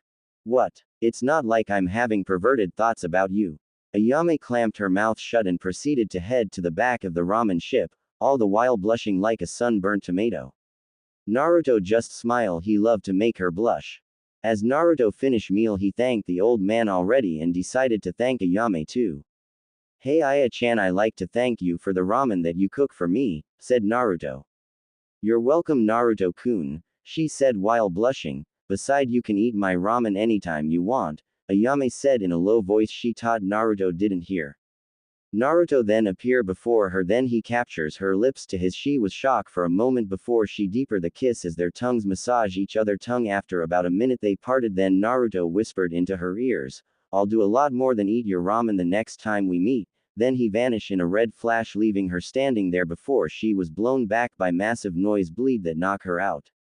2 weeks later, Naruto was walk into his house. As he reached in, he was surrounded by 5 Anbu wear mask, slug, raven, sloth, devil and bird. As Naruto was about to attack, Naruto stopped. He turns around to see his mother. Mom, what's going on? Naruto replied. It's a surprise for you. These are some ladies who want to be with you but can't at the moment. You have to wait until the Chunin exam is over, but you have to guess who they are first, Kushina said as she led Naruto over to a chair in the middle of the room and put him to sit on it as she blindfolded him. Naruto-kun, they are going to give you a hint one by one for you to guess who they are, Kushina said. Okay mom, Naruto replied. First up his sloth, Kushina said. Sloth walk up to Naruto and remove her mask as sit on his lap and wrap her leg around him and press the against him and said, this is very troublesome but you are worth it, had started to give him a lap dance that make Naruto member rise to the heaven. Oh Naruto, it's so big I can't wait to ride it, Sloth said as she got off of him. Naruto wanted who could that be? Next we have Raven, Kushina said. Raven took off her mask and sits on Naruto's lap, like how you sit on a chair, and put Naruto's hand on her as Naruto begun to rub them as she moaned. You can do a lot more rub them when you become an elite, said Raven as she got off of him. Next we have Bird, said Kushina. Bird walk up to Naruto and took her mask off and sit on him the same way Raven did but brought Naruto hands down to her pussy and uses Naruto's hand to rub her pussy through her panties while she moans while felt like he was in heaven. No one can ever cage this bird's pussy, Bird replied as she got off of him. Next we have Devil, said Kushina. Devil walks up to Naruto and took her mask off and sat on Naruto's lap the same way Sloth did and kiss him, then she deepened it as she tries to suck Naruto's tongue out of his mouth. That was the best kiss Naruto has ever had. We are finally together after all these years, Devil said as she got off of him. Last but not least Slug, said Kushina. Slug walks up to Naruto and took her mask off and kneeled down between Naruto's legs and put her hands into pant and took out his and started stroking. My Naruto-kun, Sloth was right, you really are big, can't wait to have it in me, Slug said as she continued stroking his until he come all over her hand as she like it off and then clean of his. Naruto was in heaven again. Maybe one day I show you why they called me legendary, said Slug as she got up. So Naruto, any guess of what they are? Said Kushina as she took the blindfold off of him to realize that Naruto had passed out with a smile on his face and blood running out of his nose. I guess I kind of overdid it, replied Slug as Kushina glared at her. As the rest of them started to laugh as Kushina took Naruto up to his room. Hokage Tower. Kakashi had been summoned to the Hokage room wondering what's going on. Yes Lord Hokage. Bowing. Hiruzen takes the pipe from his mouth. I have a mission for Sasuke. Kakashi hearing this raises an eye. I want Naruto Uzumaki watched and I wanted you to give Sasuke and Sakura extra training. Kakashi nodded but one thing bothered him. Why? Asked Kakashi. Hiruzen explaining that he doesn't trust Naruto and in case if anything they could take him out. Kakashi nods. I will start teach Sasuke's Kenjutsu and more powerful jutsu. I'm sure he will be able to take him out, asked Kakashi. Hiruzen looks at him saying he will fix the rounds after, indeed. But the Hyuga elders are asking me to make a match with Neji and Hinata. Knowing them they will tell him to kill her. Kakashi on the other hand hearing this raises an eye. Yes, even though it's none of his business but letting this happen he wonders since Naruto is involved with her sister and he and Hinata are good friends also who know what Naruto would do. Is that all? Asked Kakashi. Hiruzen shake his head. No. I understand. Bowing Kakashi then leave to start training Sasuke. But before he left Hiruzen told him to tell Sasuke about the A-rank mission but not the Hokage position. Can't believe Tsunade is leaving tonight on a 5-year mission now. Who is going to be my replacement? I was planning on retiring after the exam, Hiruzen though as he finishes paperwork. In the ceiling a small summoning animal hearing this poof away knowing this news will piss off Naruto very much. 2 months later. It was about noon when Naruto, Hana and Anika heard a ruckus around one corner and decided to investigate. What they found was a black-suited ninja from Suna holding up a scared little kid, while a disheveled Sakura and Kiba threw insults at them. His teammates seemed to want him to just put the kid down before their other teammates showed up. They seemed to be afraid of whoever the person was, but despite that the guy didn't listen and drew back to hit the kid. A rock impacted his hand right when teams 8 and 11 made their presence known. You may want to put the kid down before you give me an excuse to kick your down the street pajama boy. Sasuke was standing in a nearby tree with a smirk on his face, though looking a bit ragged like his teammates, while Sakura praised his ability to hit a hand, from 15 feet away. The redhead seemed to be checking out the raven-haired boy, which he apparently noticed as his smirk deepened and he jumped down. You seem like a strong kunoichi unlike the females here. Maybe you'd like to go back to my place and get to know one another. He stalked a bit closer but was blocked by the black-suited shinobi who threw the kid he was holding to the side. That's my sister you're talking about, pal, so unless you want to be a few limbs shorter I suggest you back off. The boy hoisted the package that was strapped to his back. Kankuro, you can't use that here, we'll get thrown out. The girl narrowed her eyes at the boy as she scolded him. Shut up, Garina. I'm not letting this punk anywhere near you. But you're right, I shouldn't need Karasu for this weakling. He smirked but all motion stopped as killing intent flooded the alley. Kankuro, stop before you embarrass us. A blonde Suna Kunoichi appeared on a branch of the same tree Sasuke had just left. But, Tamari, they started it. Kankuro tried to reason with the new arrival. Shut up or I'll kill you. Tamari said coldly. Garina and Kankuro began to sweat now. Tamari, please let's just go. Come on, listen to me. Please, replied Kankuro. The said girl vanished in a whirl of sand and appeared in front of the other two. Never have I thought of you as my siblings. If you get in my way, I will kill you. Tamari then walked past them as they all stood there frozen. Hold it there. You're from Suna. What business do you have walking around these streets? Kiba managed to quell the invisible force a little, but most of those present wanted to smack him across the head for asking such a stupid question. Yeah, what business does Suna have in Konoha? Asked the bubble gum princess. It was Hana who answered for them though.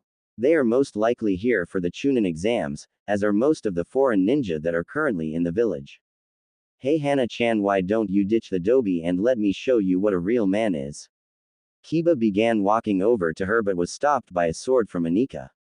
You may want to back off, Kiba-san. Naruto-kun wouldn't like your advances on his girlfriend. Anika spat at him, to which he just growled. What about you then? As he walked up to her he felt something hit him in the chest at Hana. She's off limited too, she's Naruto girlfriend too, Hana said.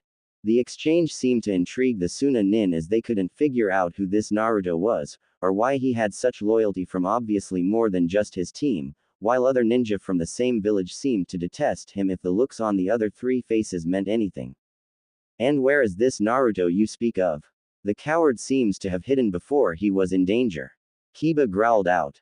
Just enjoying the view. Everyone jumped in surprise. Even Tamari raised his head a bit and widened her eyes at Red Hair God. As the three Suna nin turned they revealed a red-haired teen standing only a couple feet behind them. Arms crossed and leaning against the nearby fence as he cleaned his fingernails with a kunai. These types of exchanges amuse me. They amuse you too, don't they, Tamari-chan? Naruto evened his eyes with the blonde and held his ground. Garina couldn't believe it. Here was a boy, about the age of her older sister, who had snuck around them and gotten this close without any of them noticing. Quite the feat considering Tamari was always on guard due to his life. Forget the Raven guy though. Wow, what a piece this guy is. I have to have him though, Garina. Wow, he looks strong, hot, and I feel like he is like me. I want him to be mine. Maybe if I'm lucky mother won't let me kill him. Then all I have to do is get him to see I'm twice the woman his little girlfriend's is. Tamari was brought out of her daze by mother. You little flesh bag, what are you think doing? He is the nine-tail brat, of course you are going kill to prove our existence, shouted the one tail. But why mother, if he is just like me why should I kill him? Asked Tamari. Because I said so, the one tail said. That bitch Kurumu will regard turning me down when I asked her out. Forgive mother, I will kill him, Tamari in a sad voice. Tamari stopped only once more to turn and look at Naruto again. Naruto-san, you are like me. I look forward to kill you. A simple comment, but one that sent shivers down the Suna nin's spines, and dashed Garina's hopes. As Suna nins was about to leave, Naruto appeared before Tamari face to face before kissing her on the lips, then explore her mouth and body while she was frozen. No one had ever dared to kiss her, much feel her up. What are you doing? Kill him now, yelled the one tail. Tamari snapped out of her daze and called forth her sand to crush him, but Naruto was already gone.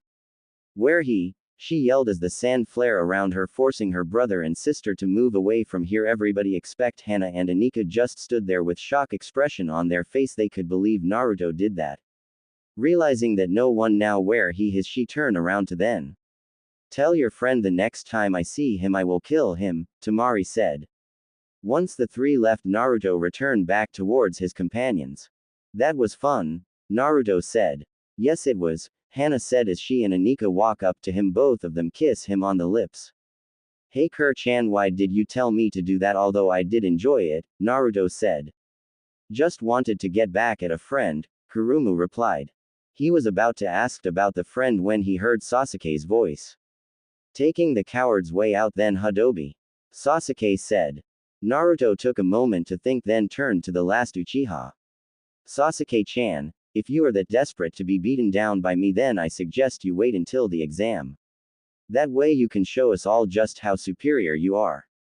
His friends didn't know whether to laugh at the obvious jabs or to roll their eyes at the Tem for actually believing such a thing. You're right, Dobi, for once. It'll be so much better to humiliate you in front of everyone than to take you out in some back alley. Sasuke shoved his hands in his pockets and turned to leave, signaling to Sakura that it was time to go. Well, as amusing as that was to watch, I think it's about time that he gets to show off just how badly he can beat me in front of the whole village. I'm sure by the end they'll be screaming his name, followed by a call for a medic. Naruto turned and did his best impression of an emo with a stick up his, much to his friends' amusement as they walked off to scout some more. Next day. Today's the day, Naruto thought as he walked to the academy. The cool morning air blew across his now tan face. Thanks to his hours and hours of training, Naruto now has a nice even tan. Naruto decided that for the exam he would dress like his teacher Hawkeye, so he unsealed his sword, which he named the Red Death, the sword that looked like Hawkeye's sword but as a red blade, put it on his back except for the hat. Naruto, a voice cried out, forcing Naruto out of his thoughts. He looked up to see Sakura waving at him at the academy front doors. Naruto paid her no mind and continued to walk as he read his book. Naruto, are you ready for the exam? Sakura said, trying to start a conversation with the boy. Yes, was all Naruto said to her. Sasuke rose up to Naruto and smirked at him. You better make it toward the finals, dope. I only entered the exams to fight you. You say something, Uchiha, Naruto said as he walks past him, leaving fuming Sasuke. Inside the academy. Once inside, they found a huge crowd with a hiss of pain coming from it. They reached the front to see a weird boy hitting the floor with a busted lip. Naruto stared at the boy in confusion. Why would anyone wear that kind of clothing? Naruto thought. The boy had a very distinctive appearance. His hair was cut into a bowl shape that shined in the light. He seemed to have huge and very thick eyebrows, causing Naruto to pity the animal stapled on the guy's face. The boy seemed to be wearing a green jumpsuit with orange leg warmers, and wearing his red forehead protector as a belt. Amazingly, Naruto's gaze stayed on the boy's hands. They were covered in bandages that went up to his wrists. The boy in the green stood up and glared at the two boys guarding the door. You plan to take on the Chunin exams with that kind of power? You might as well quit now. One of the boys said out loud to the crowd. A girl came up and helped the fallen boy back up to his feet. Naruto took this time to inspect the girl, who looks to be the boy's teammate. The girl had brown eyes with long brown hair that seems to be put into two buns. She wore her forehead protector on her forehead under nether her bangs. She looked very plain as she wore a pink sleeveless blouse with dark green pants. She looked very plain to Naruto's eyes, but he knew for a fact that looks can be deceiving. Please let us through. The girl pleaded, only to get smacked in the face, sending her back to her teammate. The people around her gasped at the cruelty the boy showed. You think we like doing this? We're saving you. The Chunin exams aren't easy. Even we failed 3 times. Anything can happen in this exam, even your death. Chunins often become the commanding officer on a mission. The failure of a mission could often mean the death of your comrade. Are you prepared to make that kind of choice? The boy said, shutting up everyone in the hall. Sasuke made a move to show off, only for Naruto to grab his shoulder. Don't do it, Uchiha. This is a test to weed out the weaklings. If you interfered now, this could bring us a lot of unwanted competition to the exams. Naruto replied.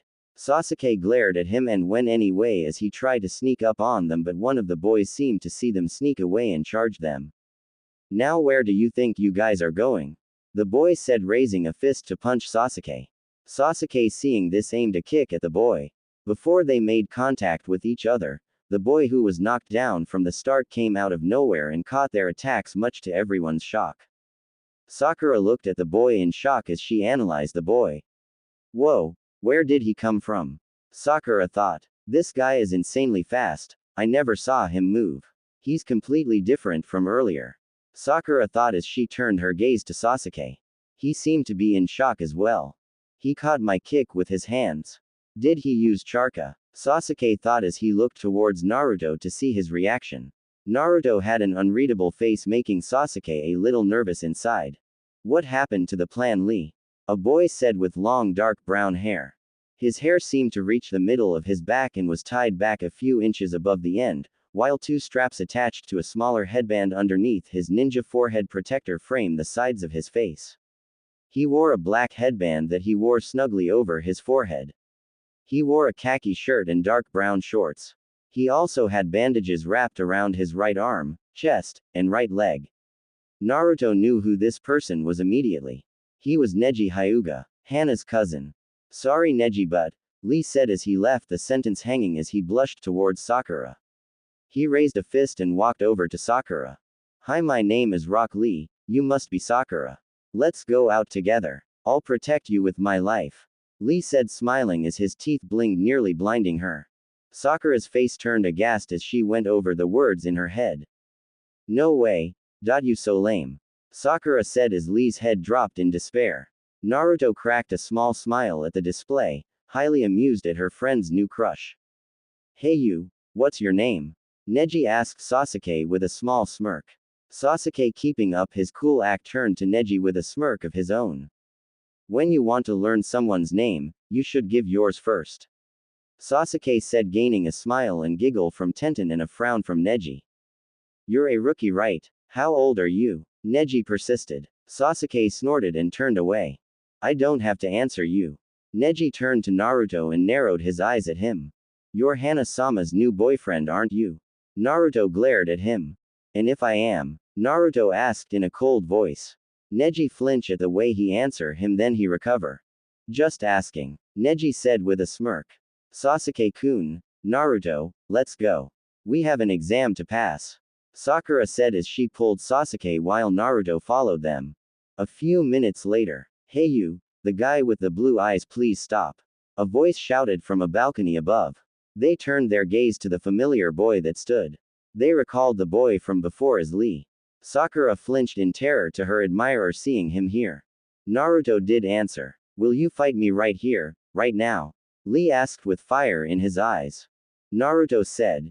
No, not even look at him. Then Naruto vanished in a red flash. Fight me instead, I'm way stronger, Sasuke demanded. Lee nodded as he jumped down from the balcony. My name is Rock Lee. Lee said, pointing towards himself. When you want to learn a person's name, you have to introduce yourself, right? Lee said, throwing Sasuke's own words against him. Uchiha Sasuke. Frankly, you're a fool for accepting my challenge when you know of the Uchiha name, Sasuke said, darkly clearing, underestimating Lee. Yeah, kick his Sasuke-kun. Sakura yelled as she watched him get into his own stance.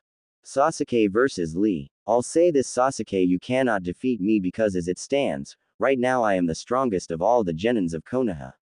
Lee said as Sasuke narrowed his eyes at that statement. He stopped my kick with his hand before. That wasn't human. I don't know what kind of ninjutsu he used, but I'm about to find out. Sasuke thought as he stared down Lee. Sounds fun. Let's do it, said Sasuke. Wait, Sasuke-kun. Sakura yelled out. We only have 15 minutes to get to the exam. Sasuke nodded and charged Lee. He's coming. I'm sorry, Guy Sensei. I may have to break your rules. I may need to use that move. Lee thought before he blurred away. Leaf spinning wind. Lee yelled as he blurred in front of Sasuke, aiming a kick to his head. Sasuke saw the move coming and ducked but was unable to dodge the kick coming to his right. He tried to block, but to Sasuke's amazement, Lee's kick broke through his guard, sending him flying. Naruto looked from his hiding place at the fight. He noticed the seal Lee made before his kick connected. I didn't sense any Charka. Why did he make that seal? What happened? He blocked that. Sakura said, amazed and confused at what happened. Her thoughts were identical to Sasuke's as he reviewed what happened in his mind. He slipped through my guard. How did he do it? Ninjutsu, or genjutsu? Sasuke thought as he glared at Lee's smirk. Fine. This just gives me a chance to practice it. Sasuke thought as his eyes flashed into a Sharingan, surprising Sakura. Sakura stared at her crush in awe. When did he get the Sharingan? She said. I got it in Wave Country. Sasuke said. This is great. Sasuke-kun is incredible. If this is the same advanced bloodline as Kakashi-sensei, then he can read Bushibrow's moves. Ninjutsu or genjutsu, it will reveal it all. Sasuke-kun is getting stronger and stronger. The Uchiha clan is so great. Yeah, Sasuke-kun can't lose to this guy now. Sakura ranted with an excited look on her face. Back to the fight. Kage Buyo. Shadow of the Dancing Leaf, Lee shouted as he appeared behind Sasuke. You are about to see what my hard work can do. Lee said as his bandages unwrapped in the air. Hard work will always surpass a genius. Lee said in a whisper, but before he could complete his technique, his bandages were stuck to the wall by a pinwheel. That's enough, Lee. A voice shouted as Lee rebounded to get to the voice. Sasuke looked on in shock but unable to right himself. Luckily, Sakura was able to catch him before he hit the floor. You were watching, Lee said, breaking Naruto out of his thoughts as he watched Lee get chewed out by a turtle. Interesting, I have never seen a turtle summon before. Are you prepared to pay? The turtle asked as Lee lowered his head. Alright then, here comes Guy-sensei. The turtle yelled as a burst of smoke erupted from on top of the turtle's shell. A man appeared above the shell in a very strange pose. The man was very tall and had very thick eyebrows. In fact, he looked like an adult version of Lee. The only thing that was different was the standard Konoha flak jacket that was unzipped. Well, it seems you guys are the epitome of youth, he said, sending off all kinds of alarms in their head. Lee. Guy said, making Lee turn to him only for him to get a punch in the face as everyone gasped in shock. What the hell? Sakura yelled at the action. Lee. Guy started as Lee gazed at him in tears. Guy-sensei. Lee said, only to jump into the older clone's arms. That's enough, Lee. You don't need to say it. Guy said as Lee screamed into his chest. Sasuke looked on in shock and anger. His eye was twitching in annoyance. I lost to him. Yes. This is what youth is all about. It's alright, Lee. Youth and mistakes go together. Guy said as Lee cleared his eyes of tears.